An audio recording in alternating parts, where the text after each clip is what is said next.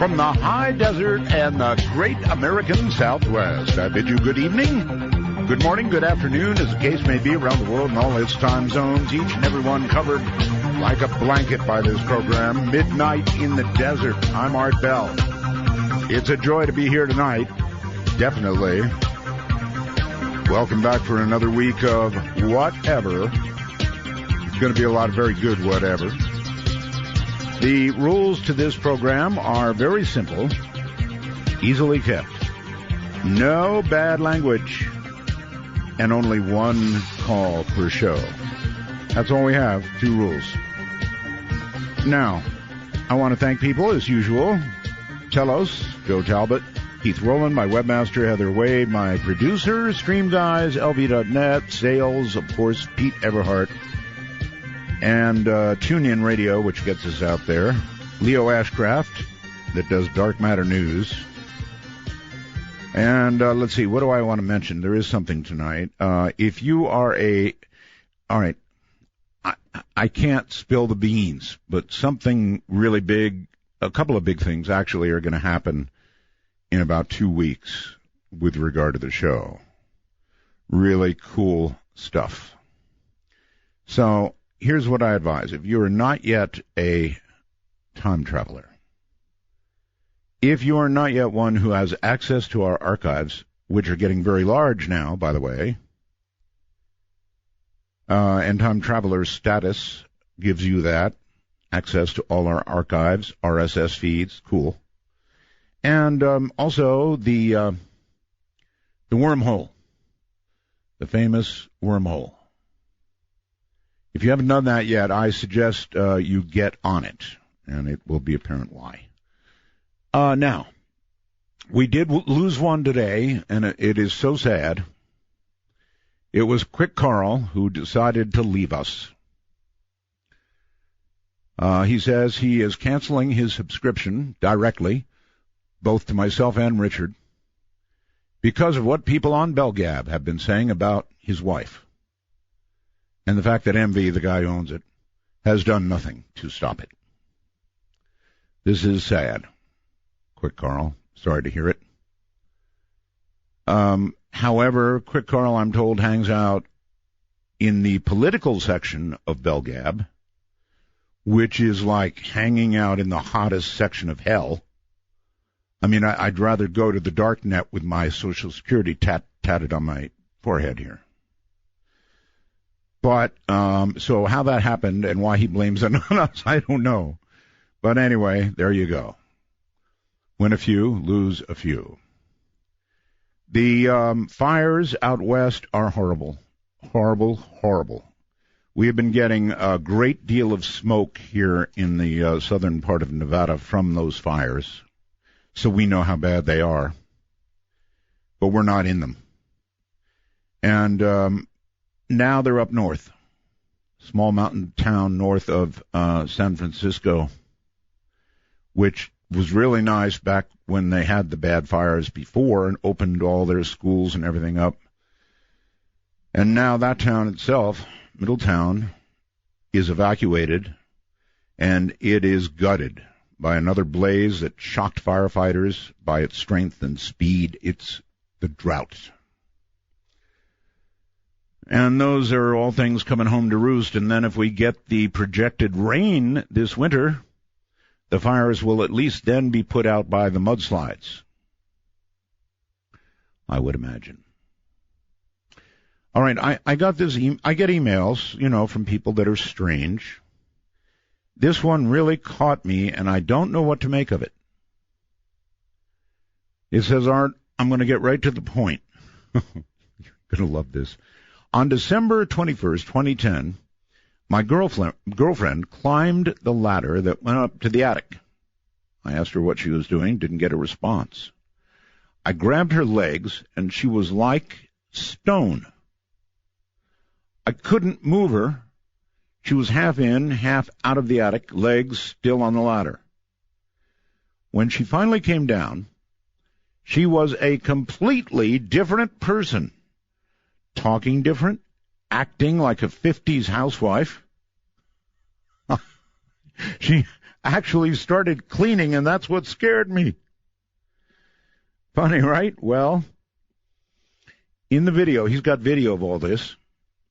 She says things I couldn't possibly understand. You can hear her growling after I asked her to tell me that Jesus Christ is my Lord and Savior. Well, maybe she was in talking to that fellow I had on Friday I couldn't find competition for. It's not that God is dead, just some of his people are not real active. Anyway, back to the story.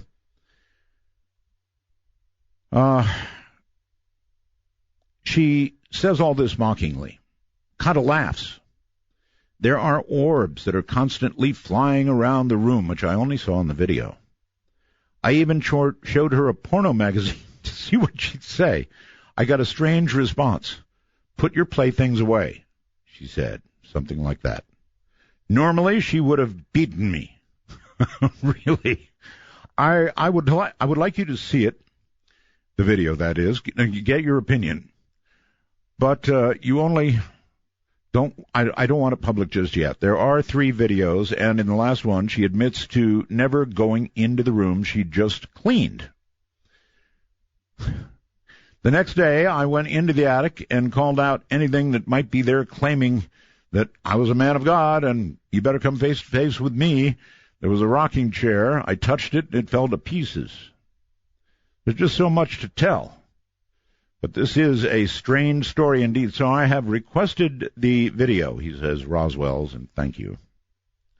So I requested the video. I definitely want to see that. It's like she started cleaning. That's what really scared him.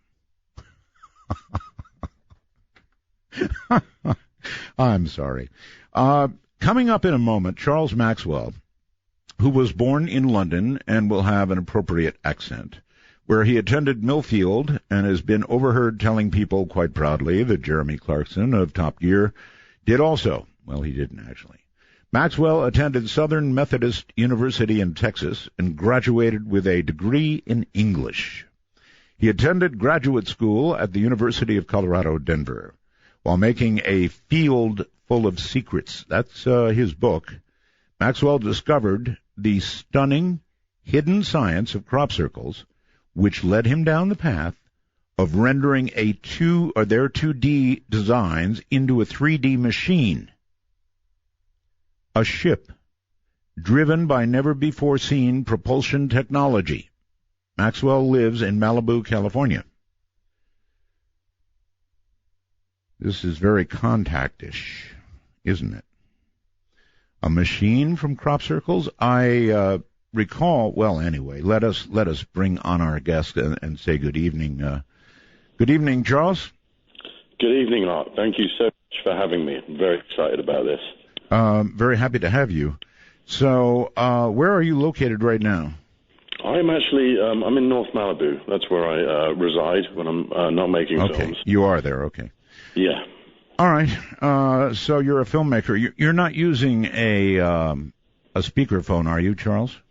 I'm not, no. Okay. No, I'm on the handset. Is it working okay? It is. You just must be in a slightly echoey room. I am, yes. I'm in a very rectangular stone room, so you're going to get a bit of an echo, I'm afraid. Okay, all right, I'll live with it.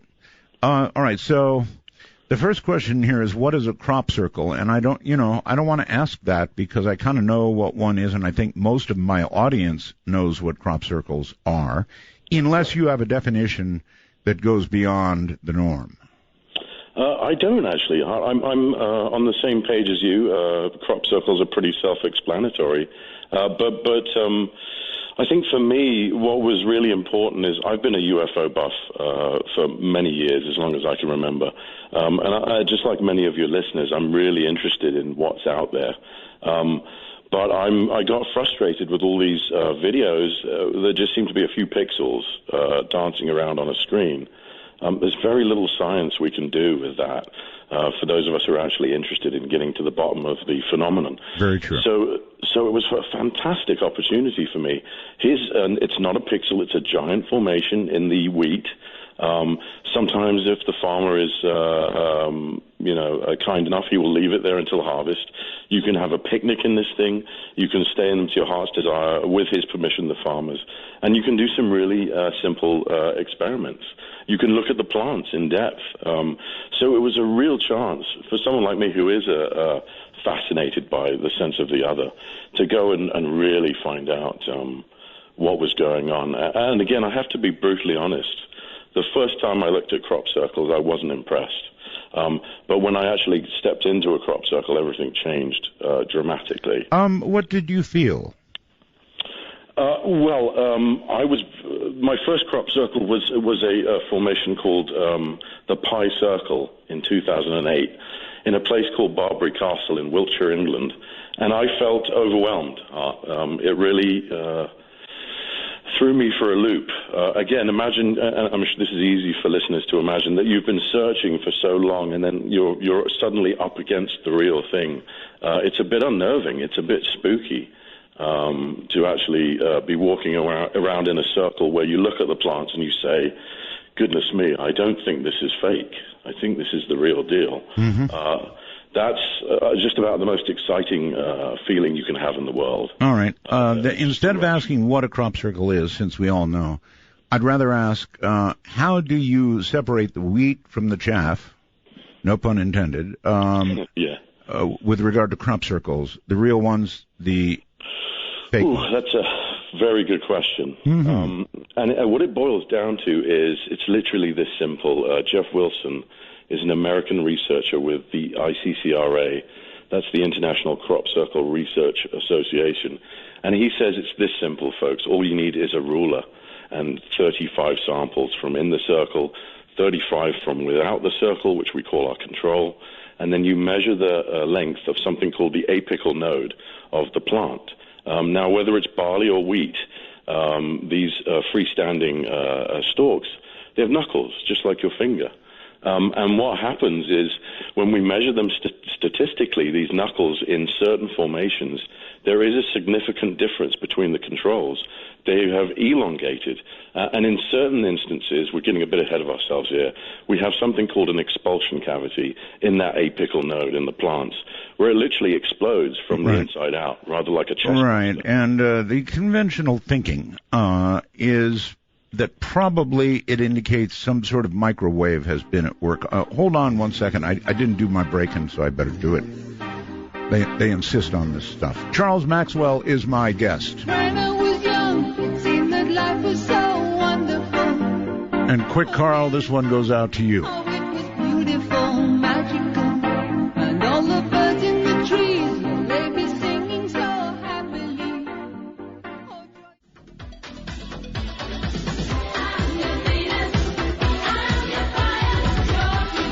From the Kingdom of Nye in the high desert, this is Midnight in the Desert with Art Bell. Please ring Art's Bell at 1-952-225-5278. That's 1-952. Call Art.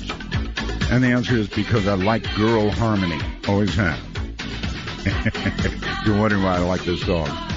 All right, so Charles Maxwell is our guest. And I was mentioning that generally those little explosions, I've spent years with crop circles, Linda, and I became convinced beyond any shadow of a doubt that some of them are real, as in not man-made and not done by the environment. And that doesn't leave much. So I believe in them, but I also believe that a bunch of them are hooey. And that is one way you decide. I guess nobody's going to be in the field with a microwave oven snapping those things, so that's one clue for sure. What else? Yeah, definitely the expulsion cavities are pretty hard to fake. What we also get, and this has been recorded by people like Dr. Terence Meaden, again, Jeff Wilson with the ICCRA, and a group called BLT Research, who were the superstars of the science aspect of this phenomenon.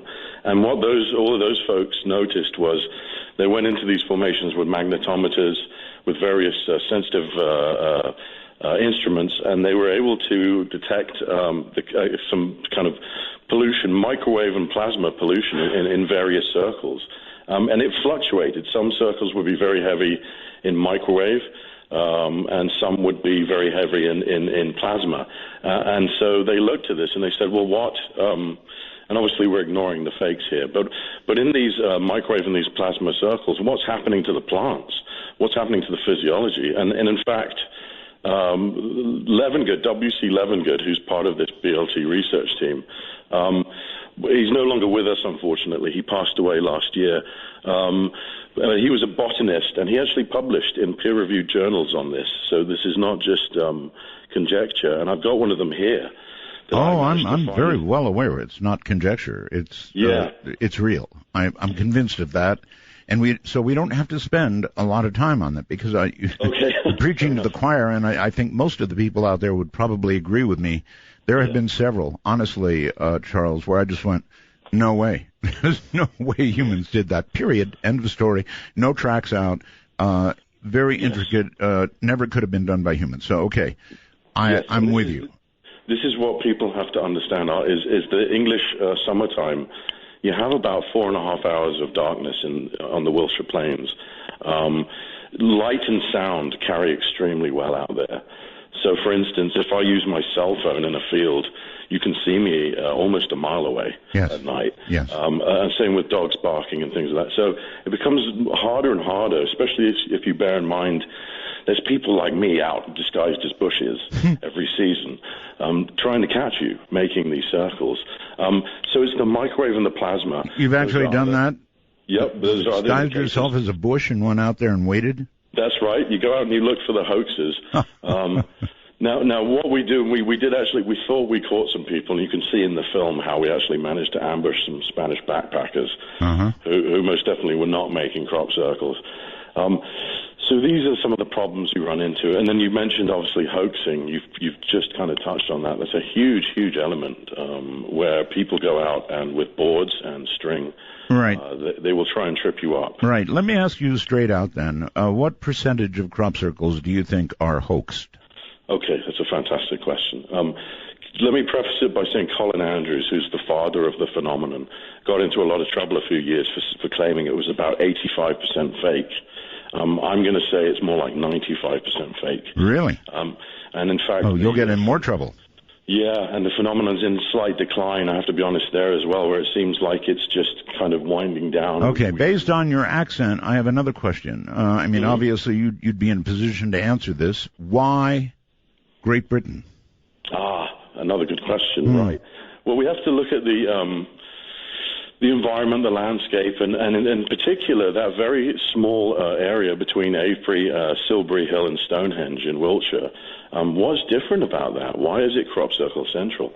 And what it turns out, this goes to the work of John Burke, is that most of the crop circles in the world come down in this very small area, which happens to be over the largest chalk aquifer in the world. So that's very interesting. So then John Burke looked at that and said, what's going on here? Why is this the case? And what he discovered is that over the summer months, as the water, the enormous amount of rain that we get in England over the rest of the year, moves through that water table, that chalk aquifer, it creates a ground charge. And that perhaps this ground charge is how the real circles are being created. Well, how about this, Charles? If I were the government, and thank God I'm not, but if I were and highly placed in the government, somewhere in as a science advisor, perhaps, I don't know, to the Prime Minister, you know what I'd do? If I found that crop circles, some of them were real, and they had real messages in them for humanity, and they really did come from out there somewhere, I would start making fake crop circles, and I'd try to debunk the whole damn thing. Yeah, you'd run some disinfo, Yeah. I think that's what's happening, Art, as well. You see it a lot. You see some teams, if I can be honest, that are not just out there for fun. They're extremely professional. They're extremely coordinated. To give you an idea, some of these circles, they cover the length of a football field. Oh, I know. They require theodolites and surveying equipment to even attempt. So I'll go a little bit further, actually, Art, and say that not only are there some very serious people making some of these formations, but they seem to have the kind of accuracy we only see really from military trained individuals who work in units in the middle of the night. I'm really glad you brought up the military because I am curious whether you've had any interaction with the military when doing your research. I have, incidentally. So let me give you an example. To find out how close they're all clustered crop circles, we do things called aerial sorties in helicopters. It's also good for us to show you, we can film them. In order to do anything like that in Wiltshire, it's 2/3 militarized. So they're constantly running live fire drills. You have to clear your flight with at least 3 air bases, military bases, that are in the area. And so if the military has to cooperate with you and they give you clearance and they say, for instance, there's some Apache gunships on the deck, be careful about those, stay above 1,000 feet, and you get all this kind of stuff.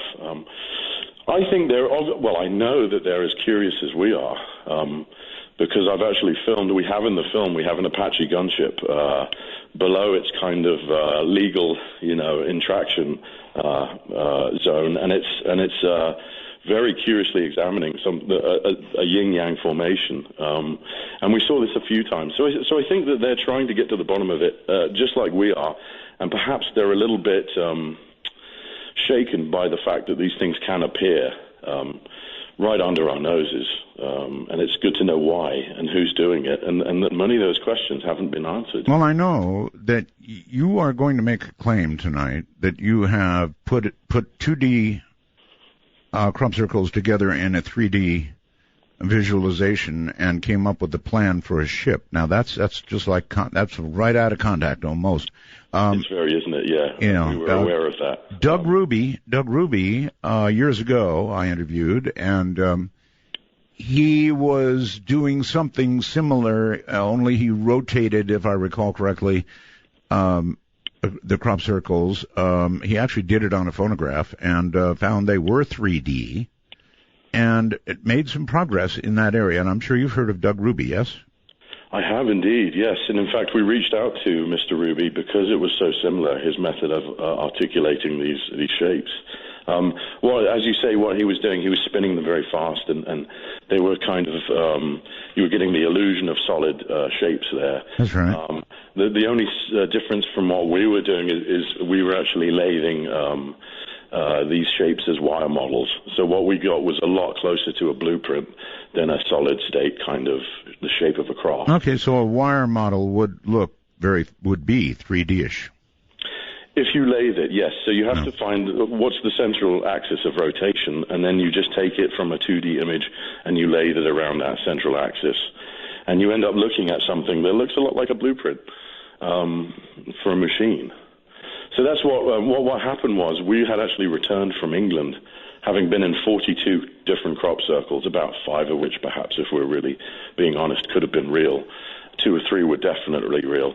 And we come back and we're kind of stumped. We've reached a dead end in terms of our research. That's when I was contacted by an inventor by the name of Nikola Romansky, who said, look, you've got to see this. I've articulated a particular crop circle that was called the Sanctuary from 2009, which actually came down while we were on the ground. We weren't able to get to it in time before it was harvested, but we were really interested. And when I saw this decoding in a very simple Autodesk video, it blew my mind. I thought, well, there's several things we're looking at here that look very much like blueprints. It looks like they're describing some kind of boundary conditions for an energy field. We could see that there were elements that seemed to suggest the use of mazes. So again, it's very interesting when you see a blueprint, what you think is a blueprint, and you find traces of what could be microwave technology, having already established there's microwave energy in these real circles. So we saw a match there, and in particular, we were looking at the top of that formation, and if you articulate and turn the top of that formation into a 3D blueprint, you're looking at what looks identically to a klystron array for a microwave. Really? So that blew my mind, and I thought, at that stage, looking at the fact that this was all meaned out using the golden section, and looking at the final fact, because we're trying to be scientific here, Art, So the circles that we articulated had to have certain conditions. They had to have off-the-charts plant damage. All right, Charles, hold off the charts plant damage. Hold it right there. We'll come back to you. A klystron, huh? Interesting. I used to work with klystrons.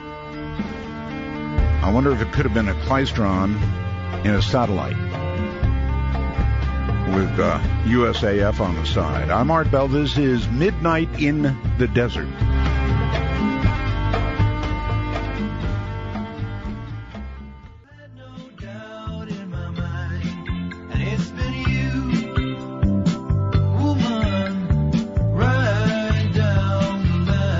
Take a walk on the wild side of midnight. From the Kingdom of Nye, this is Midnight in the Desert with Art Bell. Please call the show at 1-952-225-5278. That's 1-952-CALL-ART. My guest is Charles Maxwell. He has examined and deciphered crop circles in the third dimension, and from them he has discovered a design for a ship. That deserves a pause, right? A ship. He mentioned klystrons. I used to work with klystrons. I built the head end, that means the satellite gear and the processing gear, and the microwave gear to distribute the signal in Las Vegas many years ago, and then was in charge of all that. We used to be up in a tower frequently trying to get our microwave shots right, and I remember one day working on something, and I noticed my leg was getting really warm. And I looked down, and I had my leg right in front of the center of the dish, and so I was cooking myself, and if I hadn't moved, I would have been like one of those little buds that exploded. Anyway, yeah. Charles, welcome back. What makes you think... you mentioned a klystron, indeed, a klystron. A klystron strong enough in a military satellite could do the kinds of things that we see in these fields. Has that occurred to you?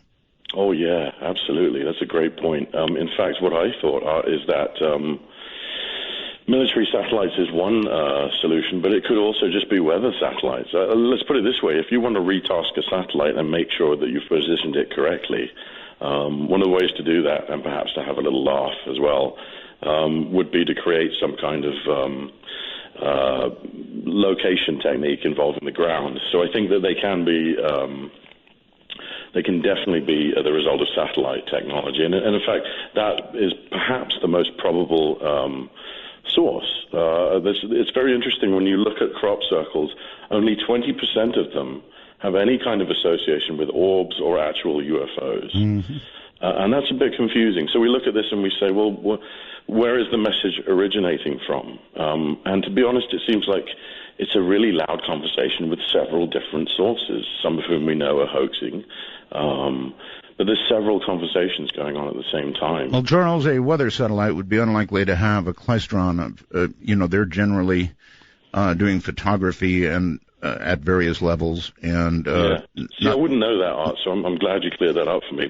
But that doesn't mean though, Charles, that a military satellite designed, for example, to stop a ICBM in its lift phase might not do something like that. Right. Powerful, in other words. Yeah. Again, we were looking at less the cause and we were looking at the effect and saying, well, what is this machine designed to do that we might be seeing here? If we were to build this, for instance, what's it going to do for us? All right, well, we'll certainly get to that. But you said you did have interaction with the military in some of your researching of crop circles. Now, again, think about it. If the military did it, they might send somebody out to take a look at what they did. Or if it was done by others, as many of us suspect, they definitely would send somebody out to try and figure out what it means. So when you dealt with the military, at what level? Very basic, Art, in terms of being in a helicopter flying out of Thruxton Air Base, sorry, not Air Force Base, Turkeston Air Base, which is a commercial airfield. We would fly out of there in our helicopters, and of course, any movement that you make in Wiltshire, which is 2/3 militarized, you need their permission. So they're actually being the military do cooperate. They're not as nefarious in this particular instance. And in fact, my uncle's was a lieutenant colonel for the MOD, and so we know that they're very interested. When you talk to people like John Martineau, who's been associated, he's a brilliant guy. He's actually more of an astronomer, rogue astronomer, but you know, he had noted that when he talked to friends of his who were in the military, they say, look, we're just as curious as you are. We'd really like to get to the bottom of it because this is an invasion of our airspace several times a summer. Do you know what I mean? So, yes. So they are curious. I wish I could tell you more. There's something that Colin Andrews was a part of called Operation Blackbird, which was supposed to be an operation involved where the military and researchers kind of got on the same page and tried to get to the bottom of this. Ultimately, Blackbird wasn't very successful. What seems to have happened is some hoaxers came in under their noses and created a crop circle. So there was a lot of confusion and not a lot was achieved. What did come out of Blackbird, and this was confirmed by a radio personality, was a D notice. The first D notice since the war. I'm sorry, a what? A D notice is something that's issued in England, which is where they literally shut down the press and they say, look, this is a national security issue. Shut down your cameras until we know what's going on. Yes, I understand a lot of that goes on in Great Britain. So now there's disputes about this. For instance, Nick Pope, who did used to work with the Ministry of Defense, has said, look, there was no D notice. But again, we have radio personalities who really had no official connection with the crop circles, confirming that in fact they were told to shut down their. Confirming it based on what though? On confirming it because they were on site and they were told to shut down their equipment. That would do it. Mm-hmm. So and that's a fact. That happened. So okay. Now why a D notice was issued, I'm not sure. I'm not going to pretend, but I can certainly guess that they saw either a circle or an orb or something they couldn't account for, and so they wanted to really, there's all kinds of protocols that they have to follow. All right. Now you claim there is a hidden science of crop circles. What do you mean? Well, this gets back to the aquifer technology, and the fact that they seem to be tracing out for us because they often come down right on these ancient sites. So they'll be across the road from Stonehenge, or they'll be across the road from Silbury Hill, and they seem to be describing a fertility science to us. Well, again, this is the work of John Burke, and what he noticed is that, just to try and keep it really simple, in the morning when the sun comes up, there's a tide of like electrons and photons that wash over the landscape as the sunlight comes up, and that when this happens, there are places in the landscape called electromagnetic discontinuities. This was Burke's work, and that's a fancy way of saying the rocks simply change density and type. So you might have a strata of slate in the middle of limestone or something, yes. And it changes the ground charge, and you get these magnetic anomalies. In fact. All right, as long as we are now at this point, Charles, sorry to interrupt, you've heard the remarkable, or seen, I'm sure, the remarkable news about Stonehenge, and I wonder how you feel about that. I mean, it's so much more than what we can see. Just fill me in on that, on the. Oh, really? Because I do know that they found a lot more of the complex, but I've got to be honest, I haven't looked at it in depth. Okay, well, they found roughly 100 stones beneath the ground, Charles, that are arranged in something of a semicircle in front of Stonehenge. And it's quite remarkable. I mean, it's so much bigger than what we see above ground. And maybe all of that winds into all of this somehow. Yeah, I think it's very interesting. I didn't know that. I can tell you, for instance, that Avebury Stone Circle actually has an avenue or two of again, standing stones, and it almost describes a womb if you see it from the air. Oh, wow. So that's interesting. But what it seems like, what was happening here is if you look at Levengood's work on the blown nose, just to go back there for a sec, Sure. he did a lot of experiments, and he noticed that the next year, in real circles, the crops that grew there were stronger and had a greater yield of protein and were just overall healthier by about 20 to 30% from the controls. So, again, the question is why? What's going on here? And it seems like microwave radiation, by the way, kills plants. But plasma energy seems to have the opposite effect. If we have negatively charged ions in the atmosphere, it seems to really help what Levengood called embryogenesis, the germination of the seeds, the very mystical kind of the process of life itself seemed to be boosted by these plasma fields. So we then get to this idea that the ancients were aware of these magnetic anomalies. They built their temples over them. Mm-hmm. They went there to worship, but also they would take their seeds, you see, Art, place them there overnight. They become electrically charged, and they'd get the same effects. So what Burke said is, look, this is a fertility science that we've forgotten, that's being described pretty accurately here. And these crop circles are actually drawing our attention back to these sites where we find these magnetic anomalies. And this is the case not just in England, but I found this was the case also at Serpent Mound in Ohio, where we had a crop circle come down in 2006. And so you find this not just in Wiltshire, but elsewhere as well. So you think it's fertility related? Yes, I do. I think it has to do with germinating the seeds. If you have a technology, Art, that guarantees you a greater yield and a successful harvest, you have an immediate advantage over your neighbors. And especially back in the day when you couldn't guarantee a crop necessarily, an advantage like this was hard to ignore. So you think this fertility thing just applies to crops? It applies to the crop, yes. But you could, theoretically, you could, these energy fields can be beneficial for you too. Well, then it's been woefully overdone. We've 6.5 billion people on the planet.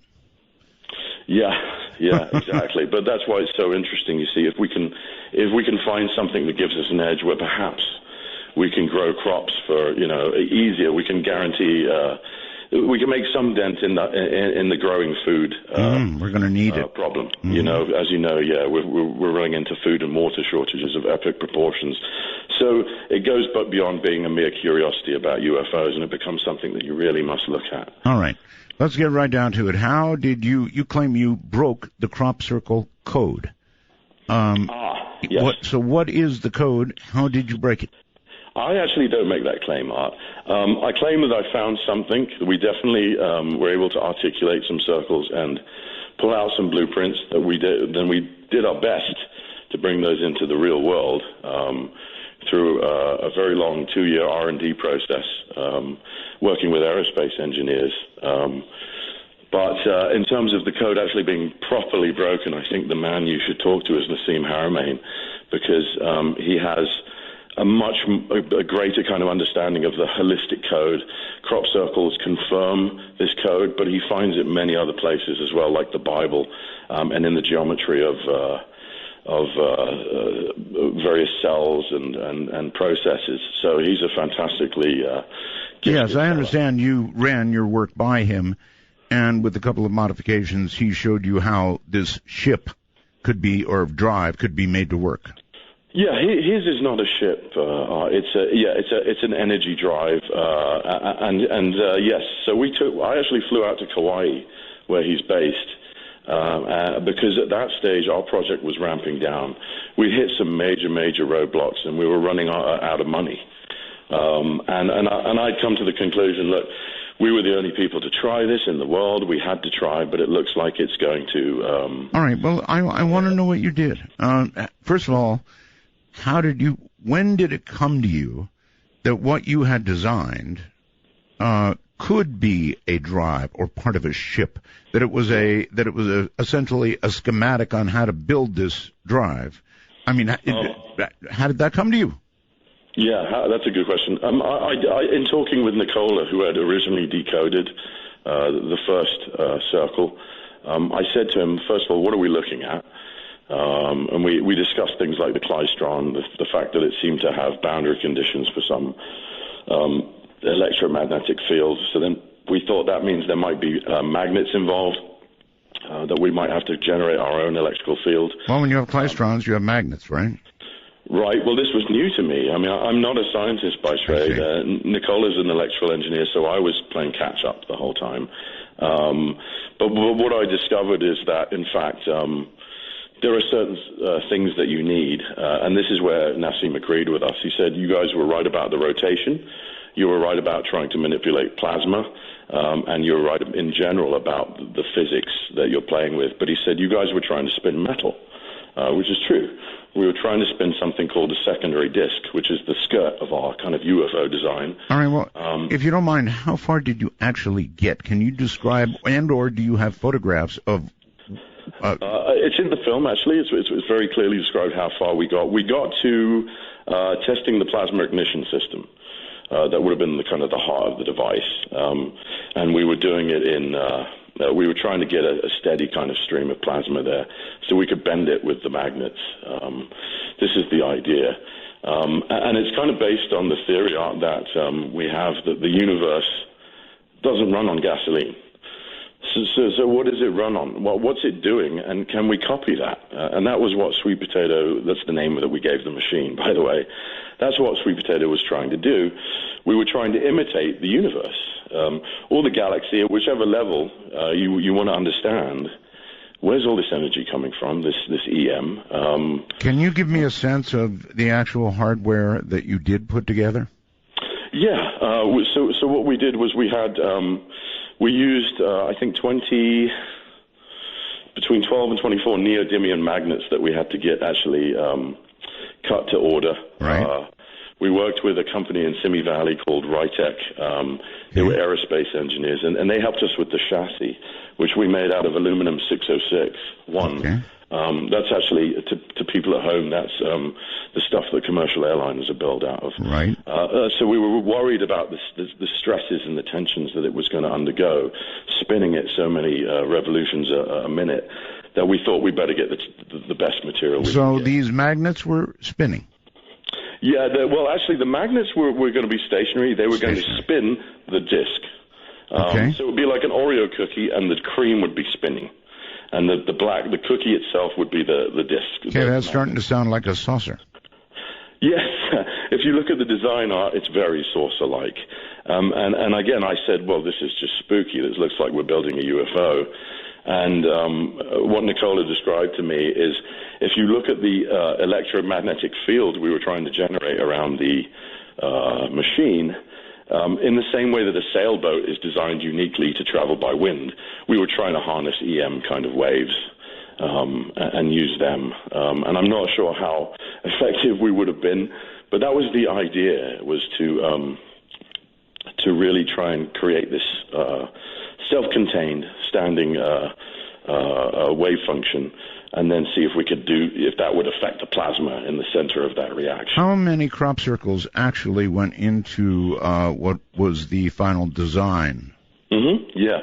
Initially it was 8 to 10. But we had to narrow that down to 3 because our criteria were so strict. Okay. So, for instance, Nicola said, look, I really think that this is a boundary condition in this crop set. And I said, well, you can't it has to be all there. So let's take what we know is real. Let's make sure the nodes are all blown in these designs, because I'm not interested in hoax circles. Right. And then let's see how they fit together. And to be honest, that was a problem, because they didn't come with labels or this part goes there. It was very much, like I said, there were certain elements. You'd see a klystron and you think, wow, maybe there's microwave energy being modulated here. But then how exactly we pull that off, it had never been done before, you see. So every step of the way, we had to come up with our own solution. And I'll give you a simple example. How do you mount this thing with all these magnets and spinning pieces? What's your mounting technique? I mean, we ended up with just sticking stuff together with glue, which I thought was, was guaranteed to fail under stress. So we had some problems. I'm not going to say it went... glue is probably not top of the line for interstellar possible drives. I think, no, it's extremely dangerous. But while we're doing this... Charles, you're going to have to hold on. When we come back, We'll try and get a better mental picture, if not a picture, of what you put together. I want to picture it in my head, and I don't quite yet.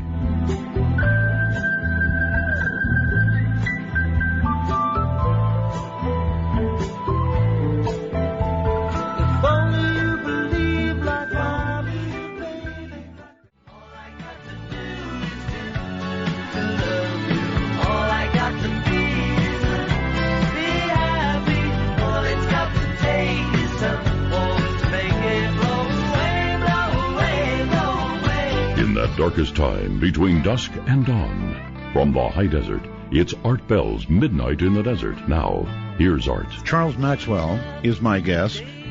He attempted to build a drive from crop circles. And I'm trying to get a sense in my mind, mechanically, of what this was like. Obviously, he built a disc, and interior to that disc were the magnets? Yes, sir. So the way it works. I'm sorry. How many again, please? There were about. This is a long time ago. Actually, we're talking a few years. There were. I believe there were 12. Okay. Large magnets, neodymium magnets. They're incredibly strong. By the way, they're the same kind of magnets used in your MRIs. Okay. And then in the center, we had what was essentially a spark plug. We were trying to create a little plasma flame.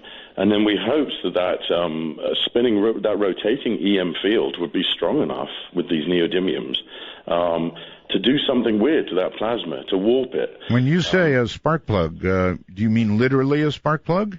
Yeah, well, actually, it wasn't. It was doing similar things to a spark plug. It was called an aquapulsar, and it hadn't come to market yet. We got the inventor to... He was a very nice guy, and we got him to lend us a prototype. And this would create a plasma flame for us to mess around with. But ultimately, if I'm being honest, we had a lot of trouble maintaining that flame. Right. But the real trouble was getting the magnets to rotate the secondary disc when we couldn't actually figure out a mounting technique. So in the film, you'll see us testing the ignition system, and we're bench testing it. It's not actually it hasn't been fully integrated into the design yet, because we wanted to bench test it first. Everybody, it seems to me, Charles, everybody who tries to design these drives actually does take a very similar route to yours, or some variation thereof, generally with rotating magnetics and something like a Jacob's ladder or what have you in the center, and sometimes modulated or kicked off with lasers. So I've heard this from many different guests.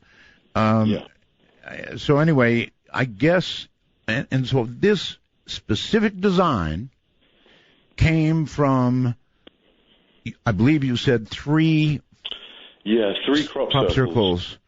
So there were two in England, and there was one actually by Serpent Mound in Ohio. That when we articulated them, they didn't require any additional tinkering. You're just staring at a blueprint. And so one of them, for instance, would describe boundary conditions for the field. Another one, like I said, would have kind of the klystron, and the majority of the machine would be described there. But I'm not going to lie here, there was stuff that we really looked at and we said, well, what on earth is that? And it was up to Nicola, to try and figure that out. Now, traditionally, let's say NASA's building a new vehicle. One guy or a few guys have an idea. Then you hand it off to 400 other engineers and scientists, and then they will outsource. But instead, we put this all in Nicola's lap, so it was between Nicola and I and my producer, Dax Phelan, to try and figure out how do we do what at least we have never done before, and we don't think anyone else has. And right as it was all falling to pieces, I discovered that this man, Nassim Haramein, was doing essentially the exact same thing. Okay, so you went to Nassim with the plans you had, and when he saw them, he said what? Well, we flew to Kauai. He's a really lovely fella. He was incredibly busy, but he met with us over lunch, and he said, look, he said, you guys are really, you shouldn't beat yourself up, because I was in I was a bit depressed, in that state. I thought we had failed. But I was encouraged that someone else was coming at it from a relatively similar angle. Although I have to say, Nassim's code is not our code. His is much more elegant, much more cohesive, and has multiple sources, whereas we were just working from crop circles. What Nassim found in crop circles was confirmation of what he already knew. It was this one particular shape, that he was seeing from, that I believe was related to kind of Buckminster Fuller type geometries. Sure.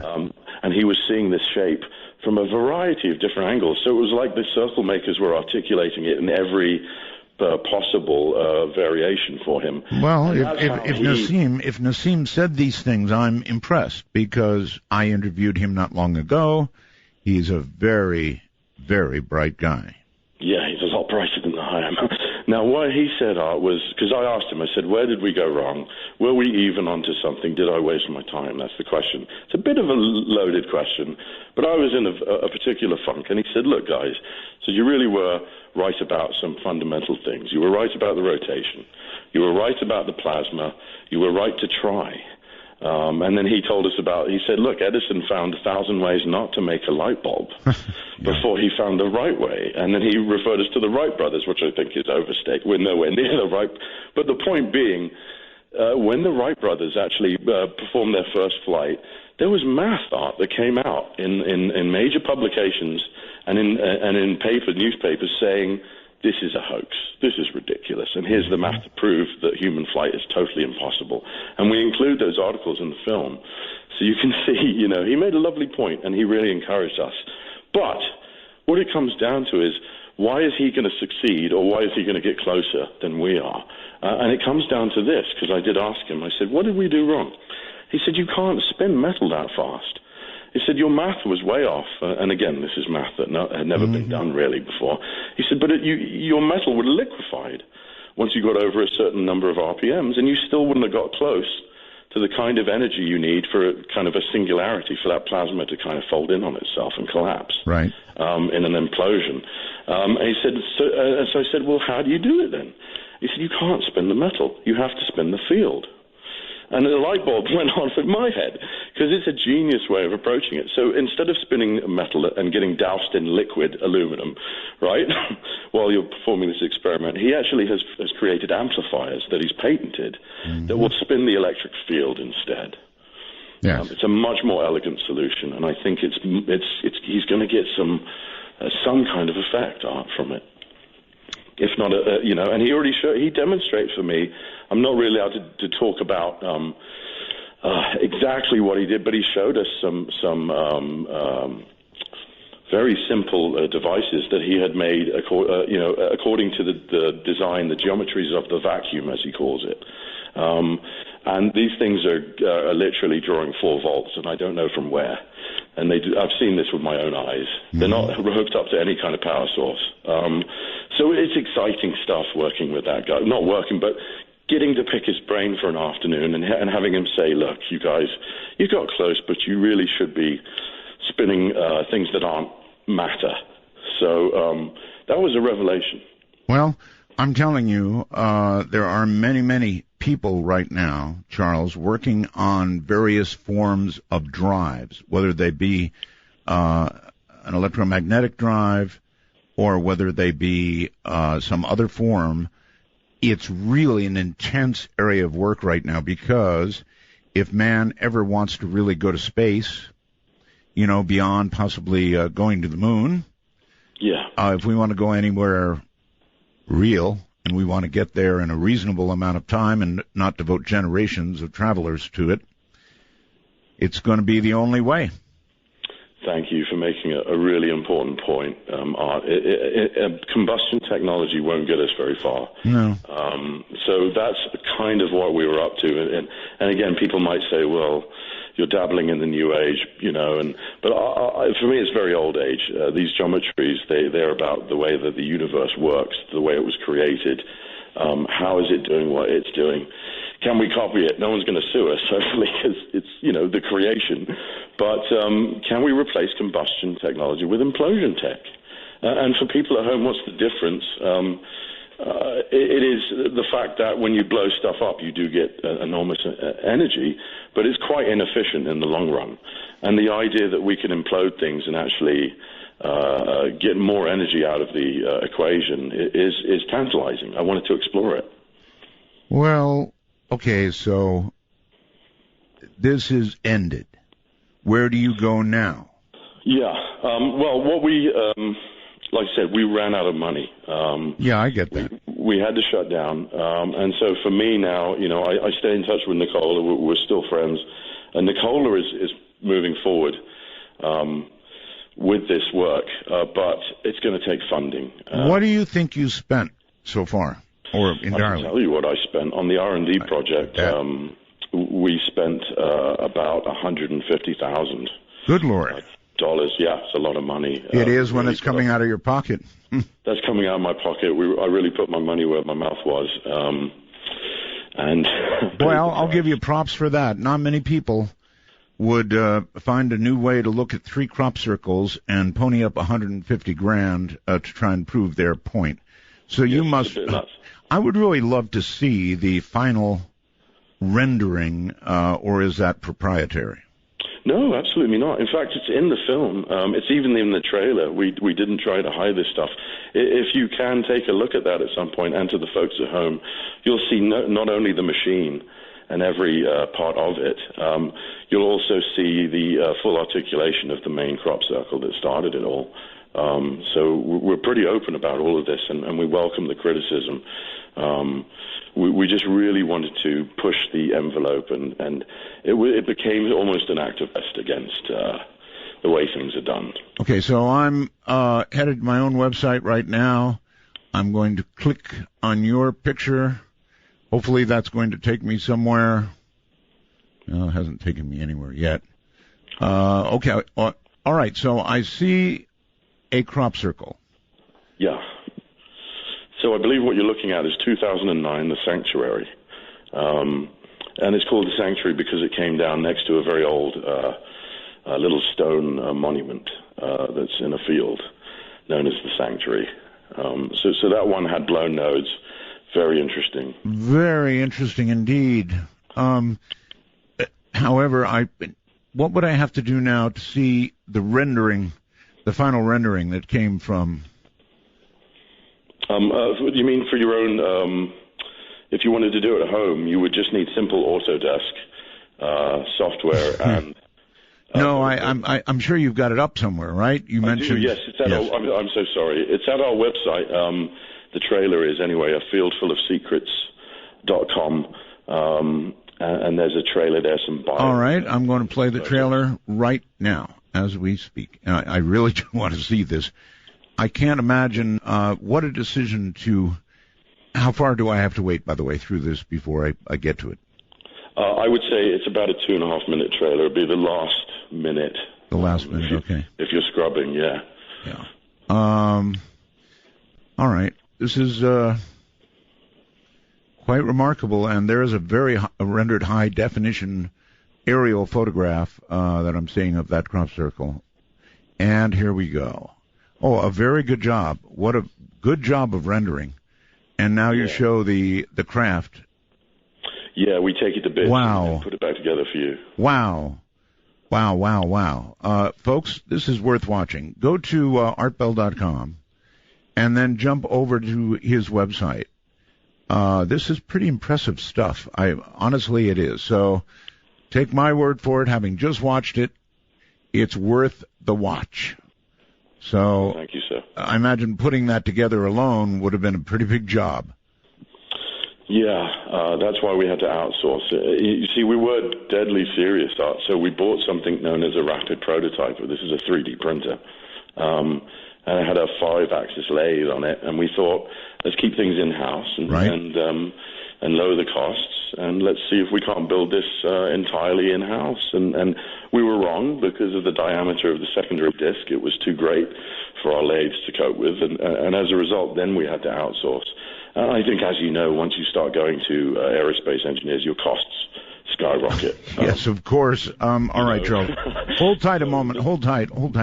Trust me on this, folks. Do this. Go to artbell.com. You'll see my guest picture. Click on that, and then on down, you'll see his website. For heaven's sakes, click on that and watch this short trailer video, and you'll see exactly how this happened and the machine that was created from it. So it's totally worth it. artbell.com, click on guest picture, then the link. This is Midnight.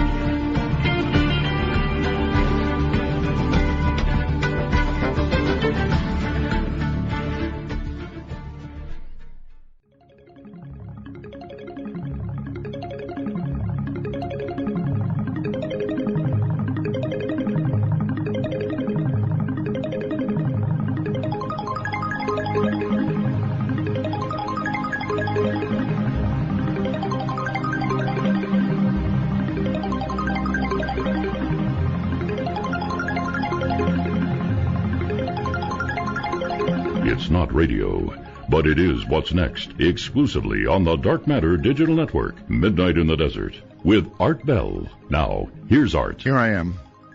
All right, listen, I'm about to open the phone lines, so here's the way that goes. Our public number is 1-952-225-5278 for Charles Maxwell. Area code 952-225-5278. Or if you want to come in on Skype, we can accommodate you. North America would be MITD 51. Just go to the little add button, add us as MITD 51, and thereafter we'll be on your list and you can punch it and call us. Now, same deal for international calls, except it's MITD 55. MITD 55. Following this show tonight, RCH is going to have another man working on a drive as well. I mean, we're getting all kinds of feedback from all kinds of people on a drive that'll get us the hell off this planet. I mean, in a way that really will allow us to navigate space. And I mean space beyond our moon, space beyond Mars, space. Really out there. So I'm thinking this is really, really, really important stuff. We had another gentleman on, you'll recall, not many nights ago, also working on a drive. And that one bent space, not so much time, but space. And one of these is going to work. I can't tell you which one. I can't tell you when. I can't tell you if it's going to be the product of 3 crop circles in design. I can't tell you if one of these physicists is going to stumble into it and that's it. We're going to go from people trapped basically on the planet and or nearby it to a people that can actually travel to the stars. And if you can think of something more important than that, especially with the current condition of the planet, I'm all ears. All right, Charles, welcome back. Thanks, sir. So away went a lot of your money. Yeah. And I guess you were somewhat depressed. Yeah. And Nassim Haramein brought your spirits up a little bit. So is there anywhere else to go? I mean, if you really do have plans from elsewhere for a drive that will get us from here to wherever, this is really still extremely, extremely important stuff. What do you do with it? Yeah, that's a very good question, because you then have the problem of trying to bring it to market, and there's all kinds of problems there, not the least of which is the massive oil industry, which I don't think is in a huge hurry to give up trillions of dollars of revenue a year for something that potentially only needs maintenance. You see, the idea was not just that our machine or any of these drives, because there's many ways to skin a cat, not just that this machine would be potentially a vehicle, but it could also be an energy generator, and with very few moving parts, therefore your biggest cost is fixing it when it breaks, but it doesn't require a whole lot of fuel. Yeah, well, I guess what I'm saying here is get rid of that. If what you're saying is holds any water, and you put $150,000 into it, so I'm thinking you think it really holds water. You know, the design has got to go somewhere else. It's got to be examined by others. It can't be dropped here. You can't just say, damn, $150,000 gone. Yeah. There has to be more. I agree, and I think that's what the film is about, is to is so that we have hit a dead end here. We've gone as far as we could take it, but we do want other people to look at what we've done, to look at other things as well and say, oh, well, clearly they were wrong. They just needed to do this. We're looking for that. We want to inspire people to pick up the mantle and run with it, you know, and really succeed where we failed. We feel like we're one of these light bulbs, but one of them is going to go up. And in fact, you know, you mentioned these drives that are out there. There's some really interesting work that's, again, so simple yet genius, related to the universe and what it's actually doing, which is the work of David LaPointe.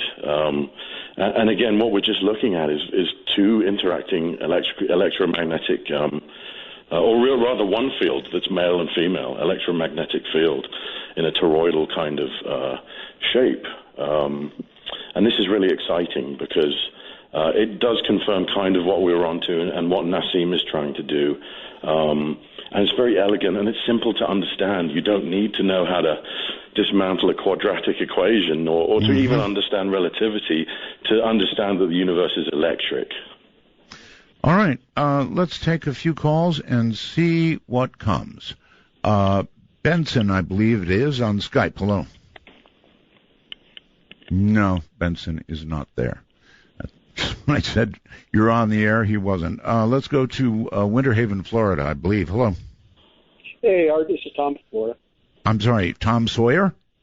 No, this is Tom from Florida, sorry. Tom from Florida. Yeah. I thought it was Tom Sawyer. Tom Go ahead. Sawyer.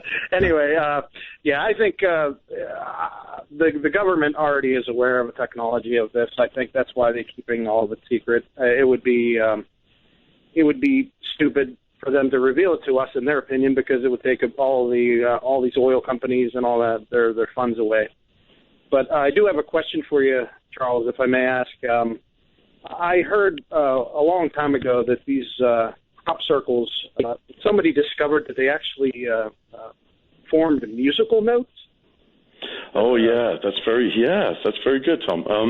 Okay, I think you're referring to the work of Paul Vigay, the late researcher. And Paul was a mathematician, and what he discovered, and this was also reflected by I'm going to get this wrong. I think it's the London Psychic Research Society, but they noticed that, yes, in fact, some of these crop circles, mathematically at least, seem to suggest certain notes. And then Vigay actually went and made a tune out of various circles. It's hard to say where that would lead because he did die rather suddenly. The official report is he committed suicide. Really? In England. Really? By the way, his family disputes that. Case? His family disputes that, Tom. So, but that's, yeah, you're absolutely right. It seems to be sometimes that we have to look at the geometry and say, what is it representative of? And so that's one instance. I wish I could answer your question completely, but that's the reason that we couldn't afford to lose Paul, really. And we did. I always found that very fascinating, because I think music would be definitely one universal way to communicate. Well, music is sort of math, right? Yeah, it's about periods, and so it's yes, you can have, and in fact there is. I've mentioned this man before, John Martineau, wrote a book called The Little Book of Coincidences, Tom, that you might find very interesting, about the things like the fact that Venus is described in the sky as an almost complete pentagon every 8 years, and you get these really lovely, stunningly beautiful geometries when you describe the relationship of the orbits of Mars to Earth and Mercury to Mars. And he's done all these in this book by Wooden Press, A Little Book of Coincidences. So you can see those periods and those orbitals, and they're amazing. They're so, again, it looks like just really impressive, cohesive geometry. Well, thank you, Charles, and thank you, Art. I hope your daughter's feeling a lot better. She is, actually. Thank you very much. And so far, cross fingers, I have not caught it. Somebody asks, why always in wheat fields? And that's a pretty interesting question. In other words, why not on grass? Why not in the snow? Why not? I think the answer to that would be, I hate to answer it myself, but if you do it in a wheat field, it's a lot more durable, isn't it? In other words, if you do it in ice or something and it rains, it's gone. If you want it to be seen, if you are from elsewhere and you want us to notice this, then how could you do better than a wheat field? What do you think, Charles? I have to be honest, they have come down in ice. We get ice circles. I know it has happened, but it's usually wheat fields, right? It is usually wheat. And not to bore the audience, but the reason I think, again, goes back to the fertility science. If you look at a stalk of wheat on its own, it's almost like a freestanding capacitor. And in fact, the way that the head of wheat is designed, it's like an antenna. I think that this has a lot to do with these telluric tides at sunrise. It may. All right, we've got a break here, so we will be back. Be glad to take your calls. It's fascinating stuff. Eventually, one of these is going to turn out to be a real drive. Who knows? Maybe it's this one.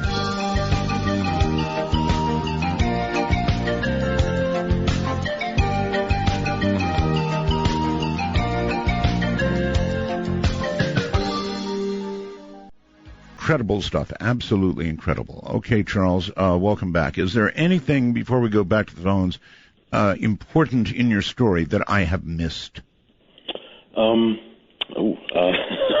Goodness me. I think that as long as, we get across the point that we are coming from observational science here, that we're not just, we're not channeling the Pleiadians or anything. We really are.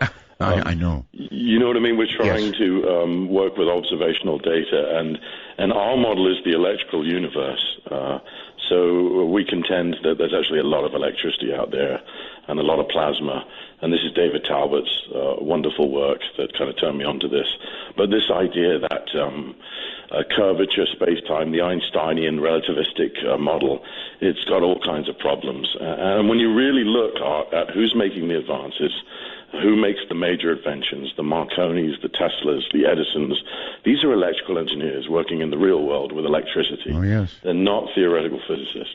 For the record, I don't interview people who channel at all. No, didn't think you did, sir. No, I don't. Kelsey on Skype. Hello. Hello? Hello. Hey, how's it going? You're on the air? Hey, how are you guys doing? Fine. Good. This is actually Cody in Vancouver. Well, Kelsey's what's written. Yeah, that's the Skype that I'm doing there. Okay, get good and close to your mic, or you're going to cut out on us. Okay, can you hear me better? You're not. I was curious to know Charles was familiar with the work of Lawrence Krauss. Lawrence Krauss. Now remind me, is this the physicist? Yeah, he's a theoretical physicist. Yeah, not entirely. I mean, I saw his film. He did a film with Dawkins, did he not? I think so, I'm not sure. Okay, caller, are you on your speakerphone? Oh, Pardon me? don't think so. Well, you're cutting out like crazy. Okay, I'll try. I'm walking around. I'll try to stay in one spot. Uh, I was curious to know why, because my theory of crop circles is that I think that they're being created through. Okay, well, I'm sorry. You're going to have to come up with a better way to do this because I cannot make out what you're saying. That's life, I guess. All right, let's go to the phones, and whoever comes up next, you're on the air. Hi. Yeah, hi, Art. Hi, Charles. It's Scott in San Diego. Hi, Scott. And I've got a question for Charles about crop circles. And something he said earlier made me think of this. I wonder if crop circles are meant to help us in these times of global climate change and with the recent incursion of genetically modified foods. He said something about reports of protein increases in the affected grains in the circles. So given that kind of makes sense. Yeah, that's a great point, mate. And let me direct you to the real science again. And there's a peer-reviewed article by the late W.C. Levengood in a journal called Physiologia Plantarum, which is a Dutch publication, and this is issue 92. And the article is called Anatomical Anomalies in Crop Formation Plants. And it goes into these protein discoveries, the yields. But it's very simple. All that Mr. Levengood did was that he took controls from outside the circle and he grew them. He germinated the seeds. And then he went to what's called the shadow of a former circle, where we knew there'd been a really interesting crop circle the year before. And he did that again with that. And this was done statistically, so they did it with tens of thousands of plant samples. This was not random. It was very scientific. And that's what they found. They found that they're stronger, healthier. They have 20 to 30% more protein. And you can see this in the side-by-side comparisons that Levengood provided, which are in our film as well, actually. So you can literally see that the crop circle affected plants, they're just taller and healthier and more vital. So that's what we found. Okay. That's pretty amazing. I'll check that out. Thanks. It is amazing. Thank you very much. Going to Skype for Wayne. Hi there. Hi. Earlier on, your guest made a reference to the Chilbolton radio telescope crop circle, and I was, I've always been really fascinated by that one, particularly the response where they show it looks like a bizarre radio antenna, kind of like a fractal antenna. Yes, I know exactly what you're talking about. Yes. So do I. Is that a real crop circle, or is that? Okay, I'm going to be brutally honest with you now. First of all, I didn't mention Chilbolton earlier, but I should have, so thank you. The antenna array, I have no idea, and the reason I don't is because I'm only willing to comment on circles I was in physically, that I studied, or that I got or that we got, fantastically reliable data about blown nodes. And if that's the case, there has to be a lot of photographic evidence. I like to talk to people who have been in this circle. This is just kind of doing primary context research. Do you know what I mean? Right. Going to Chilbolton, the antenna, I really don't know. I can tell you that the ASCII disc in the face, as much as people have fallen in love with that thing, is fake. It came down over 3 days.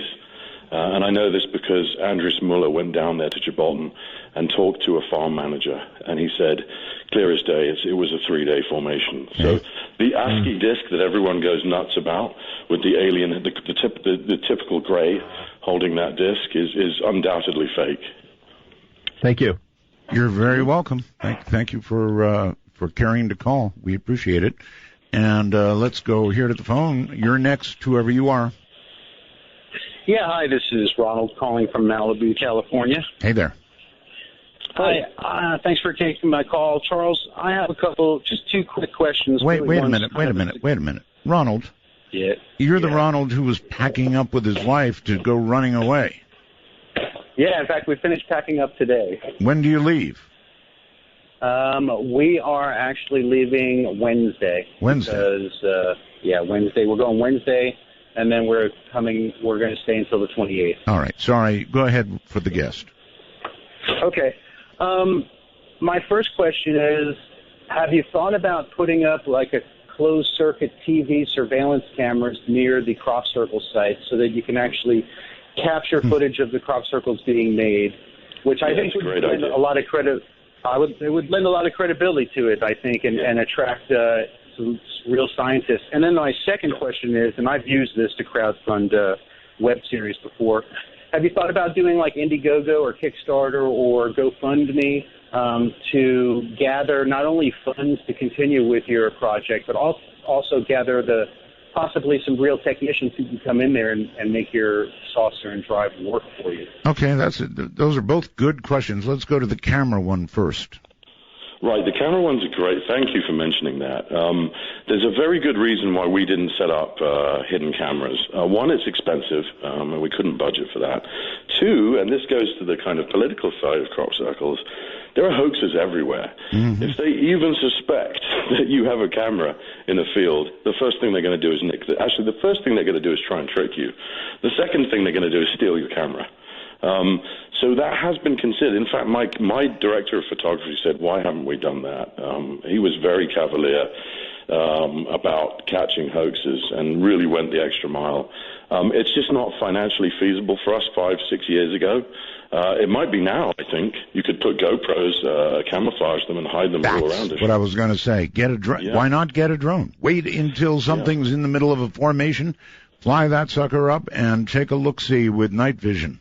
Yeah, night vision's a great way to do it. I think that you've just hit on the way to really get to the bottom of this. There's another way. I mentioned earlier weather satellites, and Art corrected me about the Klystron array. But weather satellites in Britain scan every field in the nation every 15 minutes. Mm-hmm. This is our food source, so of course we want it protected. So I've always said, why can't we simply see the weather data? Because we could, 15 minutes is not enough to make a large circle. We would definitely catch them in the act if we could have access to those weather satellites. All right. His next question concerned continued funding for your project. Yes. Crowdfunding, GoFundMe, something. Yeah, that's, again, a very good idea. What I've decided, and I didn't arrive at this easily, is that we have some significant flaws in our design. So that if I were to continue funding, I would hit the same problems. And those problems we've discussed a little bit, stuff like mounting, the fact that I could never get that disk to rotate anywhere close to the speed it needed to bend that plasma with an EM field. So what I would prefer to do, mate, is to find a more viable version like Nassim's and invest there. And I think that we need to be smart and discerning about which technologies we endorse. Do you know what I mean? Yes, I do. And in your case, you don't want to use GoFundMe. You want to use Please Pay Me Back. Please pay me back, yes, because I'm still in the red. Yes. All right. On the phone, you're on the air with Charles Maxwell. Hello? Hello? Yes, hello? Yeah, this is Donnie from Delmar, Maryland, Roswell's to you, Art. Thank you. Hi, Don. I have a couple of questions. Can I pick you up on shortwave radio? Yes. What channels? 5085. 5.085. Okay. Okay. And my second question is, we sent a message into space with our DNA coding, and right below it was the shape of a human. Yes. And then I guess I'm not sure years later if we received the message back, and it had different DNA coding and an alien right below it in a crop circle. Well, are you in the crop circle? Okay. What about that? Well, you're referring to, let me see, that's the data strip response is what you're referring to, where actually the little gray fellow was supposed to be silicon-based. That's right, yes. Yeah. Yeah, that was really interesting. Unfortunately, because it was that's a Chilbolton formation as well, or that part of the world. So I'm afraid to say I don't have a lot of data on that one. It did come down, I think, about 10 years ago. And so rather than put my foot in it, I don't have enough kind of empirical data about what the lay of that crop circle was. But off the top of my head, based on the ASCII disk, I have serious questions as to the legitimacy of that circle, I'm afraid. All right. You're on the air with Charles Maxwell. Hello. Hello. Hi. Hi. Go ahead, sir. Oh, this is Art Bell. My gosh, I can't believe it. Try to believe it. Huh? Yes, try to believe it. You're on the air, so go ahead. I do. My favorite guest of yours from 2000 or so was a guy named Michael Schumann, Dr. Michael Schumann, man from Skeptics magazine. Yes. And I'm not a total skeptic, but I kind of look at all things in a roundabout way. Now, crop circles, I've heard many people speak of them. Most every one of them have approached them from the idea of debunking them. And then they mostly find out they can debunk about 93% of them, and they accept the other 7% as being real. And I would kind of think, from my skepticism, that maybe there's 7% of people who can fool that person. But in this guy, this guy's name is Charles, is it? That's correct, yep. Yes. Hi. In your case, I would say there is a good possibility that observing crop circles triggered something in your mind that answered some questions in your mind, and that you came to these worthwhile conclusions and built something which may be the right thing, may not. But I've seen elephants in the clouds, so to speak. You know, your imagination can be stimulated, and it can confirm. So, are you suggesting that he just, his imagination went wild with what he saw? And no, not that his imagination went wild. That his imagination put together, and maybe it is. Maybe those crop circles are from aliens. I keep an open mind about it. It's just that most of the people who look into them say that same thing. Oh, I can debunk 93% of them, and the other 3% are real. Or maybe the other 3% are just by some very clever Englishmen who have too much time on their hand and too many pints of bass. Yeah, well, could be. Yeah. Well, you struck on a very good point, my friend, and I'm not going to just let it go. I think what you're saying to some extent is, and I've noticed this, I'm not going to dispute it, is that crop circles can be something like a Rorschach test. So there is the possibility that you bring your own kind of decoding, as it were, that what you see what you want to see.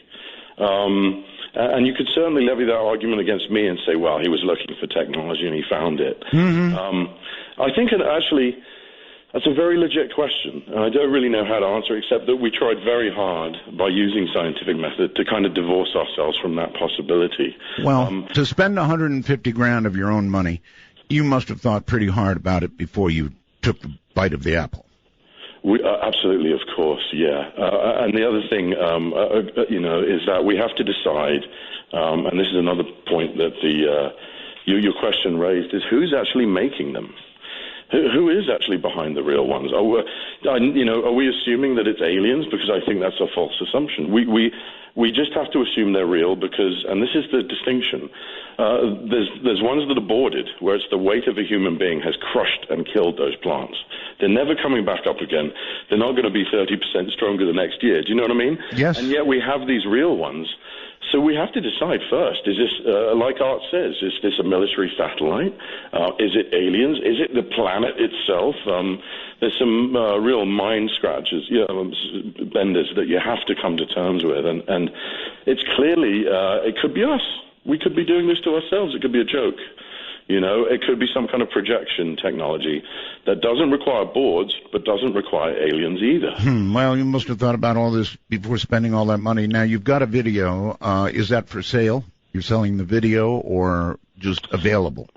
The film, you mean? Yes. Field Full of Secrets. Yes. Actually, It's available on Netflix right now. It's also on iTunes, Amazon Instant, Hulu, Vudu, on various of those pay systems. And I think that's the easiest way to find it if you do want to give it a try and see what we got up to. All right. Well, I hope they do. I think that we pretty well wound through your story, Charles, so I'm going to thank you, tell you that it was a wonderful night. I wish you all the luck in the world. One of these is going to work out, buddy. One of these days, somebody's going to come up with it, and if they don't, we're stuck on this planet. So, thank you very much, Art. It's been a pleasure. Charles Maxwell, thank you. So what we will do is take a break, and when we come back, we'll do open lines. Absolute open lines. I'm not even going to suggest a topic. I'm going to take 1 hour of solid open lines on the phone or from Skype, either way. So if you've got anything you want to say, the next hour ahead is the place to say it. From the high desert, this is Midnight in the Desert.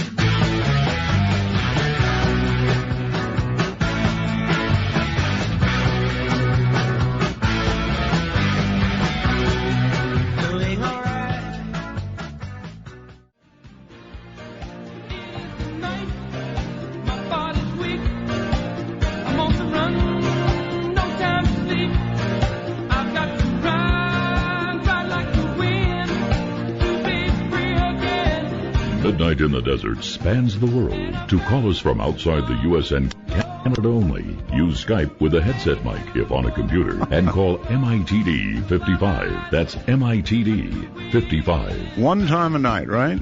Has to do that. Randomly.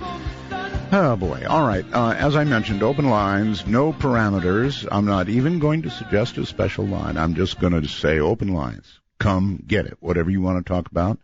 Fair game. So here we go. We'll start with Billy on Skype. Hello, Billy. Hello, Billy. Hello, Art. Yes, I can. You sound like you're in a cave, Billy. Hello, Billy. Billy is gone. What a shame. Okay, let's go to the phone and say hello. You're on the air. Hello. Hello. Yeah, you can hear me. Yeah, I can hear you. Arbel, you are great. No, just me. Yeah, well, I just wanted to give a shout out to everybody under the hashtag of DM Talk. This is the Gestalt, and if anybody searches through the tweets, they'll know what I'm talking about. But I just wanted to say that guy was blowing smoke. It's a sad situation that he's living in northern Malibu, and he's cut short of $150,000. I don't know what exactly. Oh, now you're talking about Ronald. Yeah, I really don't know what you can spend $150,000 on. No. Wait. You're confusing guests here. You're talking about Charles now, Maxwell, not Ronald, right? Oh, I'm sorry. Yeah, Charles Maxwell. Okay. Yes. All right. Yes. So I really don't understand what you can do to literally dump $150,000. It's not that hard. That's a lot of money. I know it is a lot of money, but it's not that hard. If you start building something like he was talking about, trust me, you can, in a blink of an eye, you can go through $150,000. I mean, I'll just speak on behalf of the majority, and the whole thing is that it just seems like it's a circle. And the only crop circle that's been created is the one that he's created, and he's probably running around in it. Because, I mean, it's just, come on, Art. I mean, there's, real stuff out there, but this guy's blowing smoke. I can't buy it. Maybe. I mean, he blew $150,000 of his own smoke. But can we prove that? Oh, yeah, I think you can. I'm sure he's got receipts. No, sure. God bless you, Art. Take care. Can I prove No, you'd have to drag out receipts. I don't doubt him. I believe him. Chelsea, I think it is on Skype. Hello. Hi. I wanted to. Oh, I'm getting an echo. Sorry. Depends how you set up Skype, Chelsea. Yeah, it's on my. But anyway, I hear you fine. So what's up? Okay. So I had this great argument for the atheists the other night, but didn't get a chance to bring it up. That's true. And I tried. Good Lord, I tried. I had several on who said, yes, I can get them. Just put me on with them. And, I know God's not dead, but I mean, some of his former worshipers are down on the job. Well, my argument was near-death experiences. It's a good one. So you have Dr. Raymond Moody wrote Life After Life, and he did extensive studies interviewing dozens, I don't know how many people, but quite a number of people that died and came back. Mm-hmm. And they all had very similar stories about seeing a being of light, of loving white light. And some of them called it Jesus. Some of them called it God. Some of them didn't say it was God, but there was definitely a presence there. And the thing that was really, really convinced me was that after they had very vivid experiences, even though their brains were shut off and their hearts weren't beating, they described it as more real than this existence. Mm-hmm. Chelsea, did you watch a recent program called Proof? No, I didn't. Well, I recommend you go back and watch it. It's about a doctor seeking answers and doing NDEs. And as I was watching that show, I commented to my wife, that at my age, I would be willing to give it a try. I would, given the opportunity, assuming that I was healthy, giant leap, I would be willing to try a flat line myself to try and find out. At my age, not a great risk, right? Or always a great risk. Nevertheless, I would be willing to try it, and that is what she did in that program. And I was constantly complaining about the program until the final episode, where what would be considered proof was actually reached, because prior to that, there was always the hint or the taunt of possible proof and never any real proof. Anyway, interesting stuff, and we are going to examine on this program NDEs in great detail. We're going to try to get as close as we can get to the truth without actually flatlining. Unless I got the right equipment and a good doctor and so forth and so on. Let's go to the phone. You're on the air. Hello. Hi, guys. This is Colorado Springs. Just wanted to wish a happy Rosh Hashanah to all my Jewish friends. And I wanted to ask if maybe we could get some updates from Ronald while he goes underground. You mean that he would call in as he's underground waiting for the big one? Yeah, letting us know what's happening from, I guess you would call it, the underside or whatever, and when he decides to come back out, or if not, if he decides to stay. Well, I guess when he comes out, he could say, well, it didn't happen. I'm glad. Now I'm going home. Well, I guess, but I obviously am a skeptic about it, but I think I'm kind of fascinated at the mindset of someone that would go to that length and is so convinced that it's going to happen. I do agree. I really do agree that somebody would be so convinced of something that just sort of grew and germinated on the internet that they would flee where they live. I know. It's remarkable. And I'd kind of like to follow that mindset as it progresses throughout the next week. And who knows if he's right, we may never know. But if he's wrong, I'd kind of like to follow that progress and what maybe truths he comes to. Well, we'll see what he has to say, that's for sure. All right, thank you very much. When you call, folks, people are requesting video. Don't do that. We don't accept video. We don't want to see you. We don't want you to see us. This is radio. We are an audio medium, so by all means, please do not try to bring up video when you call it. On top of that, it kind of interrupts the bandwidth Steve, you're on the air. Hello. Oh, hi, Art. Hi. Hey, the gentleman earlier that called and asked about shortwave. Yes. It brought up a question I wanted to ask you when you had open lines. Sure. You remember a few years back on shortwave there was a series of numbers? They're called numbers stations, yes. And what were those? Did they ever find out? Oh, no. They are ways to communicate with agents in the field, like CIA agents and other nations' agents.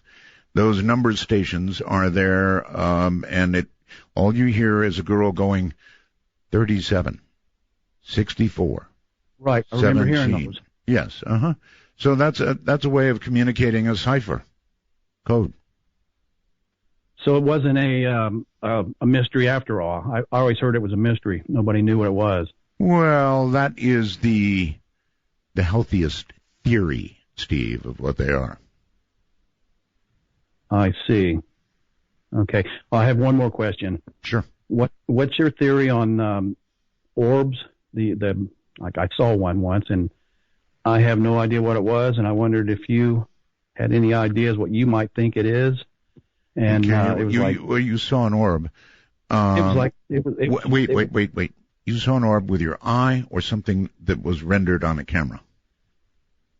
Okay, I was outside, and I saw it passing across the street, and it rested on the roof of the garage across the street from me, and just sat there, and it was like it was observing me, like I was observing it. That's really weird. I'm sorry, Steve. I don't have a theory for you. The ones they catch on camera are pretty much baloney, in my opinion. But seeing one with your bare eyes beats me. And the strangest thing of it is, it was like 20 years before. This happened like 4 years ago, I think. But a fellow that I became friends with where I worked, about 20 years prior to this, was telling me that he was going home one day, and this was like in the middle of the afternoon, and he was describing what I saw, an orb. Mm-hmm. And I didn't know whether he was making it up or what, because I didn't know him that well at the time. And until I saw one, and I'm going through my mind when I saw it, I'm thinking different things on what it could be, and then all of a sudden it dawned on me, this is what it is. And the light that it gave out was unlike any kind of light I've ever observed.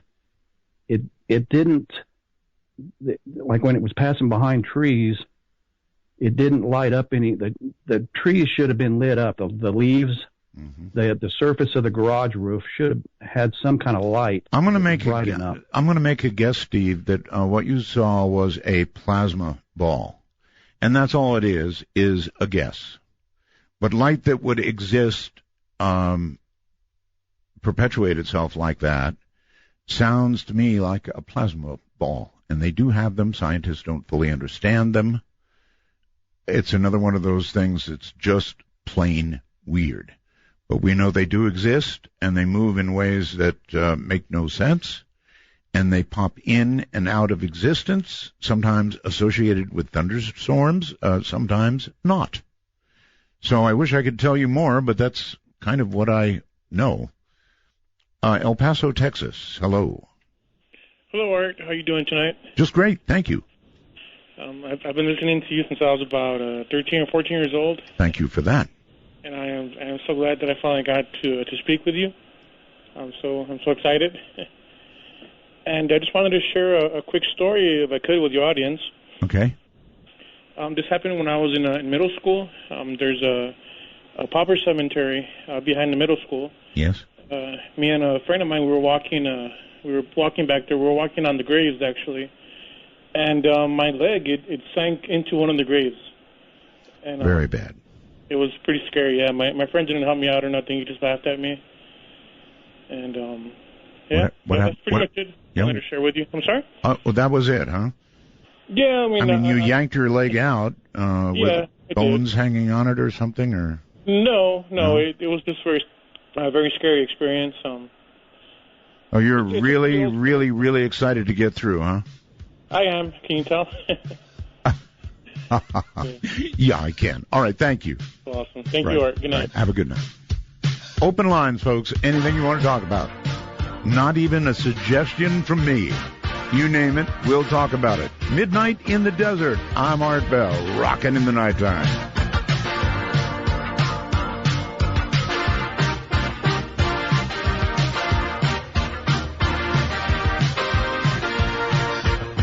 Tonight, we're gonna make it happen.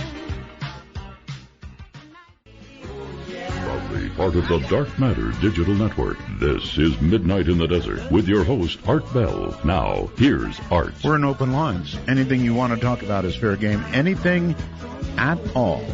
Let's go overseas. Hello there somewhere. Peter. G'day, Art. Can you hear me well? Good day. I do indeed.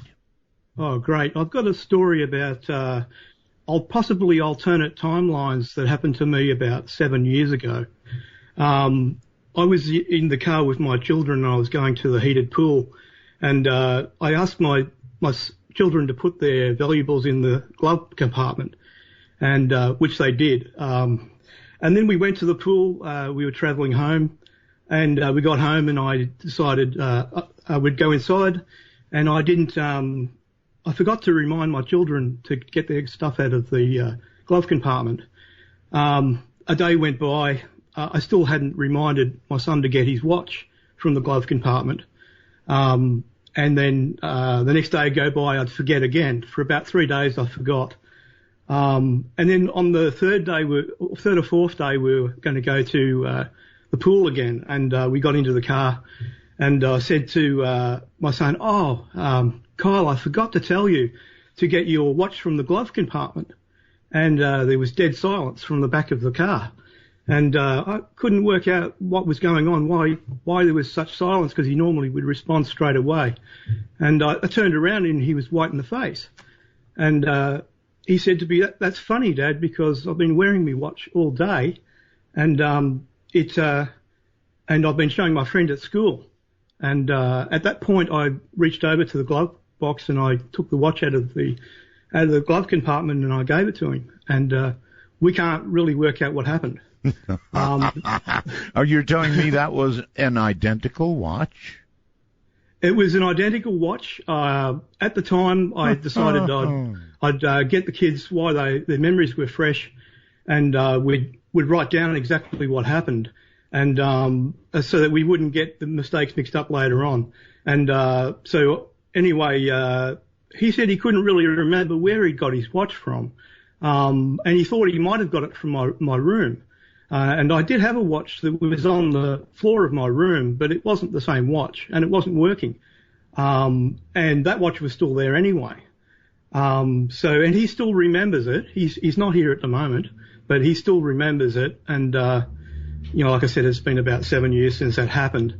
And the only thing I can think of that would explain it would be if that,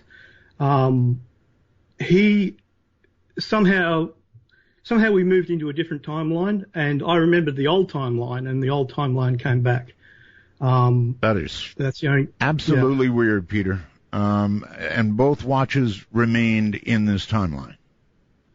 There was only one watch that was in this timeline. No, wait a minute. Wait. Yeah. We were in the car when you opened the glove box, picked out the watch, and he was wearing it at the same time. No, it wasn't on his wrist anymore. Oh, man. Sorry, I didn't include that part. No, that's a very important part, Peter. Very important part. Yeah, it's hard. I'm a little nervous because I've never rang in. Yes, where are you, by the way? In Australia. Well, yes. You want to be specific? Sure, why not? All right, Bendigo. Okay. Well, see, I don't even know it's where a place north of Melbourne that's about 150 km. All right, that was a very important part of the story. Oh, my goodness, what a story. Good one, too. Yeah. All right, buddy, thank you very, very much. He left out the part that suddenly made you go, oops. My goodness. Chris, somewhere or another, hello. Hello, Art. Hi. This is Chris in Virginia. I'm getting a little bit of echo here. Okay. So I actually called it on Friday to debate with Matt, and I had something weird happen.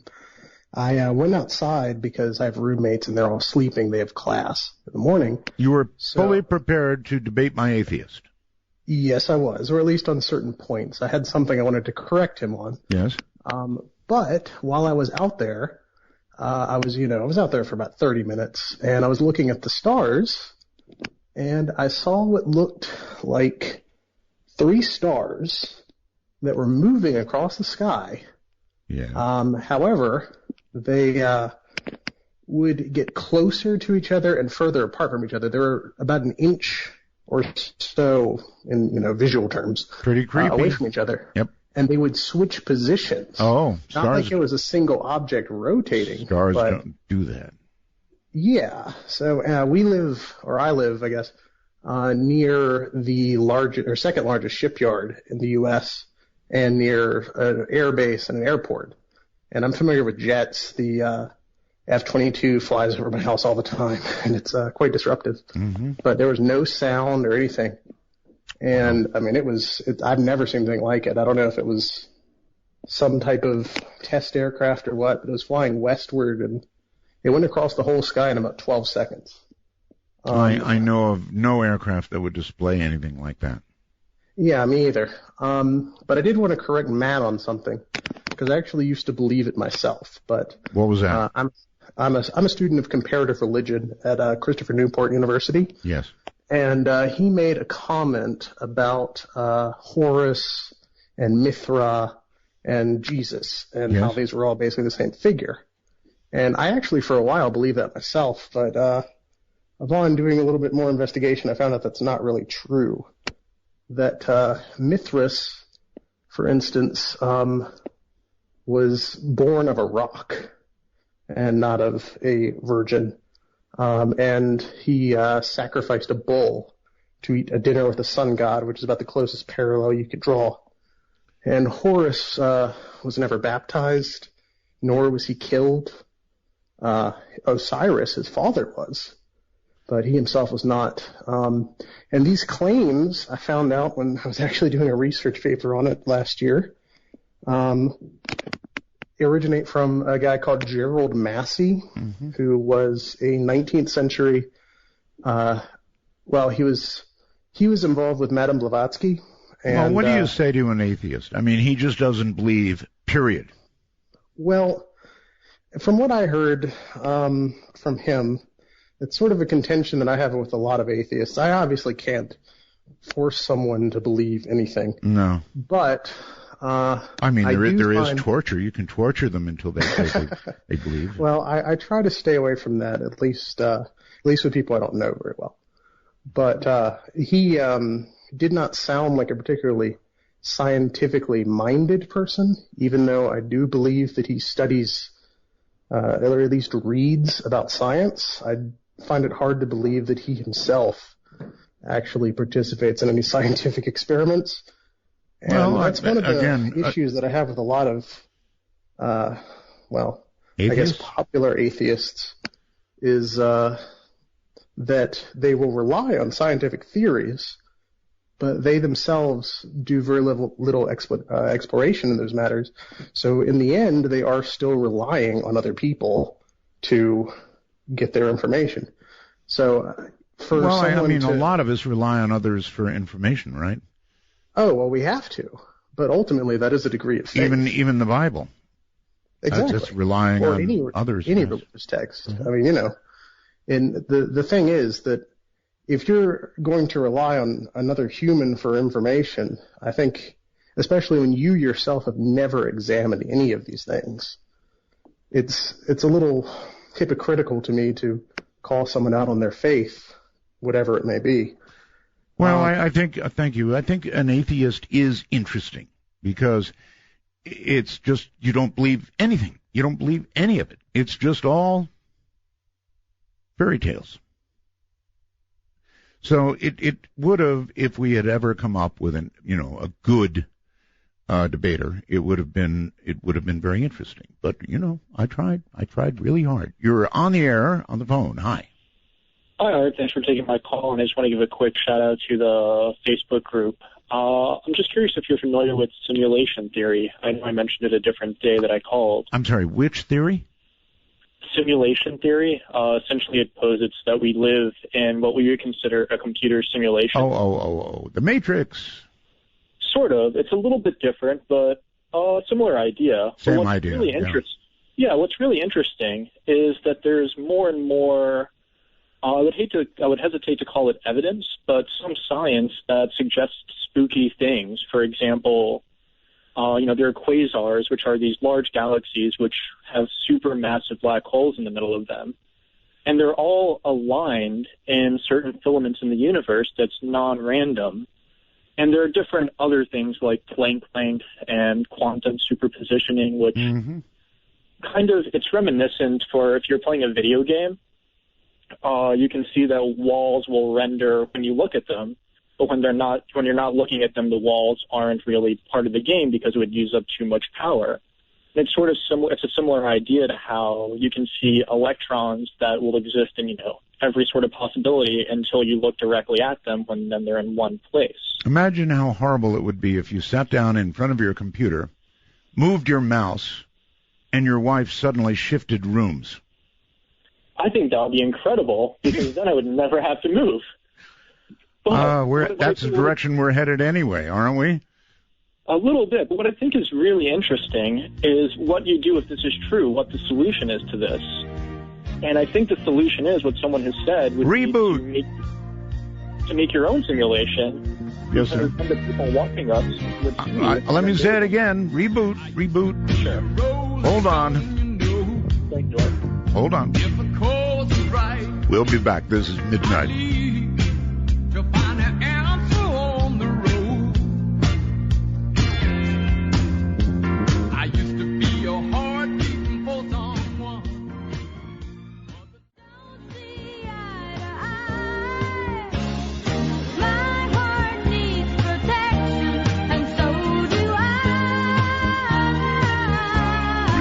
When calling Midnight in the Desert, let the phone ring until answered. These calls are unscreened for your listening pleasure. Call 1-952-CALL-ART. That's 1-952-225-5278. And that applies, by the way, to Skype as well. If you don't get through and, it'll only ring so long, just try again.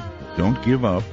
Persistence will pay off. And I was thinking about this caller and what he said. How cool would that be?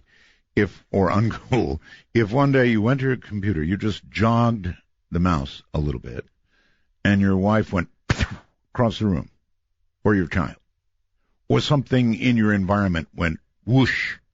How weird would that be? Anyway, you're back on the air, sir. Thanks, Art. You play the best music in between, I gotta say. Thank you. But what I think is really interesting is if we are a simulation, how do we respond to it? What do we do if we want to survive? What does surviving even mean? And what some people think is the right answer, which I think is pretty elegant, is we should be in a race to make our own simulation and to make it as accurate as we can to some type of universe. Because assuming that we're being watched, right? Oh, yes. Someone who's watching us will look and see that we've made a simulation, and then they're going to wonder if they're a simulation. So they'll stop them from pulling the plug on us, and it becomes turtles all the way down.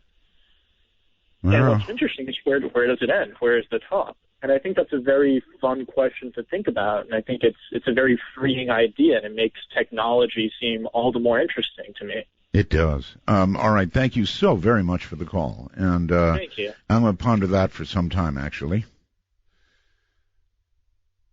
A number of people have posited this theory that we may be living in a simulation, and for all we know, we are, right? What do we know? Again, if I were doing a new Twilight Zone, that's where I'd be going. Just jog that mouse a little bit. Nicola on Skype, you're on the air. Hi, Art. This is Nicola. The Nicola that Charles was referring to, actually. Really? Yes. Well, excellent. I'm glad you decided to call the show. I'm glad you made it in. He's not still here, but as you heard, he mentioned you any number of times. I tried to send you a couple of pictures as well. I don't know if you got them, but they might be useful for the discussion if necessary. When did you send them? I already did. You mean during the show? Nicola, during the show? Yes, it was. Yeah, see, I can't check my email when I'm doing the program, so I'll get them after the program. Okay. If you have any questions or anything like that, I just thought I'd call in and touch base. If not, fine. Well, what did you think of his project? This project was very interesting. They could have put more time and attention to detail into it, but as he said, the funding had run out and there wasn't very much we could do beyond that. Some of the things he did not mention were the limitations that were placed on the project because of safety. Primarily, it's like nobody in production really wanted to get burned alive, so we kind of like tabled that for something else some other time. All right. Getting splashed with liquid aluminum is nobody's idea of a good day. Either that or exposure to high-intensity microwaves either. It's like good day ruiners. I do. Thank you very much, Nicola, and I'm glad you called to kind of back him up. Obviously, the man thought he was really onto something. Apparently, he was, because the people who have looked at it, yourself, Nassim Haramein, really, I think he was on to something, and he spent $150,000 of his own money. So, God bless people like that. And one day, somebody like that man, if not that man, will invent something that will take us to the stars. Don't doubt it. Okay, let's go to the phones, I guess. You're on the air. Hi. Hello. Hello. Yes, I was taken by the guest that you had tonight. There were certain questions I had for him about the particular crop circle that he has on his trailer, but I'm not able to ask him directly, so there's no point in bringing that up. But it did lead into... well, let me ask a question of you. You saw the trailer. It was very impressive, huh? Yes, sir. Yes, sir. Very impressive. And that particular crop circle has actually been notorious on the website for being one of the more complicated ones. There was an actual alien script that came up 20 days after that initial radar dish crop circle showed up. And then after the radar dish showed up on June 2nd, 2009, this mysterious script showed up shortly after. And I was really hoping to hear how he had interpreted that script, but that's all water under the bridge in that case. But anyway, you did bring up, Ellie Arroway's coming together with a third-dimensional construct from the message that she received. And I've put a lot of thought into... Uh-oh. Into what? You're gone. That's too bad. Just gone. Well, let's stick with the phone, I guess, and go here. You're on the air. Hi. Hello, Art. Hi. Hello, this is Hubert from Reading, Pennsylvania. Yes, sir. First-time caller, about 20-year listener. I had some suggestions for possible guests. Okay. There's a Dr. Joseph P. Farrell. I don't know if you ever heard of him. Here's what I would ask you to do. I have a really, really nice producer named Heather. And if you would email the suggestions to her, you would get action. She is producer@artbell.com. Okay. And that'll get the job done. Alrighty. Okay, thank you very much. Anybody with ideas, by all means, go to my producer, and, that's the way to get it actually on the way. In the meantime, let's, I guess, go to Skype and say hello to Ryan. Hey, how's it going? It's going okay, Ryan. Hey, so, Art, I have a question for you. Okay. What would you do if you had 8 days to live? If I had a what? If you had 8 days to live. 8 days to live. Yes. That's really a good question. 8 days to live. Why 8 days, by the way? Well, 8 days from now will be September 23rd. You think that's going to be the case? Yeah, I believe an asteroid will hit the Earth on that day. Here we are again, another one. So then it's really better to ask you, because you obviously believe we have 8 days to live. So what you going to do? Probably, you know what? I'm probably just going to drink some beer, hang out on my back porch, and just kind of watch it all end. Really? You honestly believe it's going to end? I mean, yeah. I think NASA is hiding that fact from us to not induce panic. Okay. Well,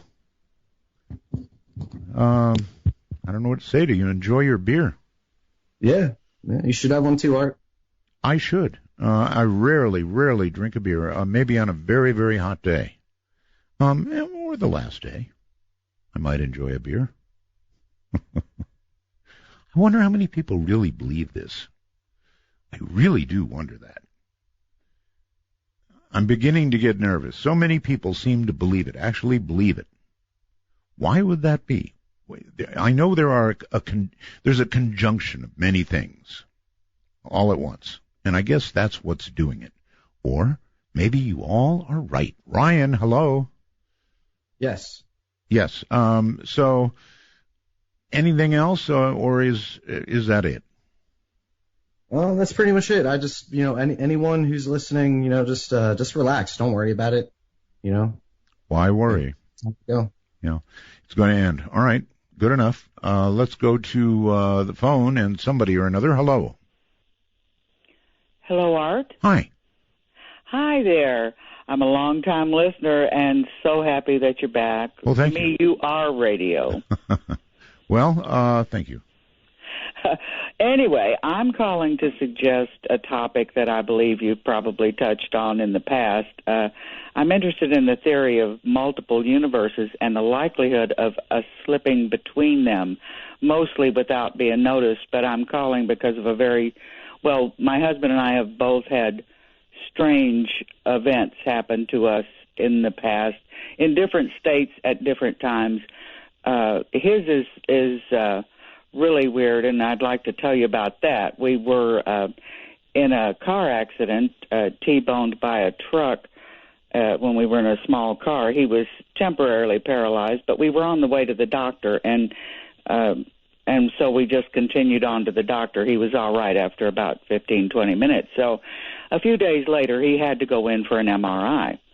And this is where it gets strange. He goes into the hospital. We get the paperwork, go up to that department, and there's a people sitting behind the desk, and specifically one woman, another one that left. And anyway, so we hand over the paperwork and say he's here for his MRI. Right. And she said, well, he was just here. He just had an MRI. And she looked around, I guess, for the paperwork and maybe couldn't find it. I don't know. Anyway, I said, no, we weren't just here, and he didn't have an MRI. And she became so frightened that she stayed there for a few minutes and argued with us that he had just been in. And she sent us to sit down and wait for the technician, right? Because there wasn't anything else she could do, and she got up and ran out of the room. So I think, well, maybe that's a little strange. But then, of course, I don't go in with him, but the technician, the man comes to the door, calls his name, and says, well, you can't have an MRI. I just gave you one. And we argue again that, no, we just got here, and he has not had this MRI. Well, the technician didn't know what to do, but at least he didn't leave the scene. He took him in, and he had his MRI, and there was some damage, but nothing we're still around after 46 years of marriage. So that was the experience, and that's always stuck with me. Would have been interesting to compare the two MRIs. Well, yes, and I don't know what the hospital did. I mean, we just kind of let it go at that. But I've been thinking about it. This happened in 2000, and I have just been wondering about it ever since, and always wanting to approach you with it. My experience that was in Nebraska, and my experience happened in Sedona, Arizona, and he was waiting out front. He wasn't with me when that happened. We had got into there, and I had never set my foot on the ground in that state. But we were hungry. It was late at night. We stopped in at a hamburger joint that was very crowded. There was a whole row of registers and lines of people, and the room was very crowded. I walk into that room, and a lot of people turn around and look at me and say, well, you're back already? You were just here. Yes. And that could have been like somebody who looked like me or was dressed like me or whatever. So, I mean, I didn't give as much credence to that as I did. You can't be giving people one MRI after another one, and that's what really stuck with me. And I know you've touched on a lot of different subjects, but I've often wondered if there aren't really multiple universes, and oftentimes people can slip from one to another without actually realizing it. I'm with you all the way. But it's interesting that you get witnesses to it. In other words, in that case, there was an absolute witness, and actually in both cases. Perhaps the first case a little stronger. Yes, it is. It's certainly possible. We could slip in and out of the current reality into something else. We'd never notice. But yes, I guess others would. Marvin, hello. Good evening, Art. Hi. Please turn off your device. Well, it's the I don't have a device on. Whatever it is playing the show. Oh, I don't have anything playing the show. I'm in the other complete end of the house with an earbud in my ear on my iPhone on Skype. Okay. So it's some kind of weird Skype thing. I guess. Anyway, I wanted to talk a second about ham radio and HARP, because I really think that I don't know whether you've had much time to play on 75 meters this season, but the bands are acting different than they've ever acted before. I could not agree with you more. I absolutely agree with you. Conditions, if you want to call them that. Okay, I'm hearing that in the background very strongly. All right, I'm going to have to terminate because of that. But anyway, he's right. That man is absolutely right. Conditions have changed in a way that is kind of suspicious, frankly, of HARP. I have never quite seen anything like it. For those of you who are not ham operators, this will not mean much to you.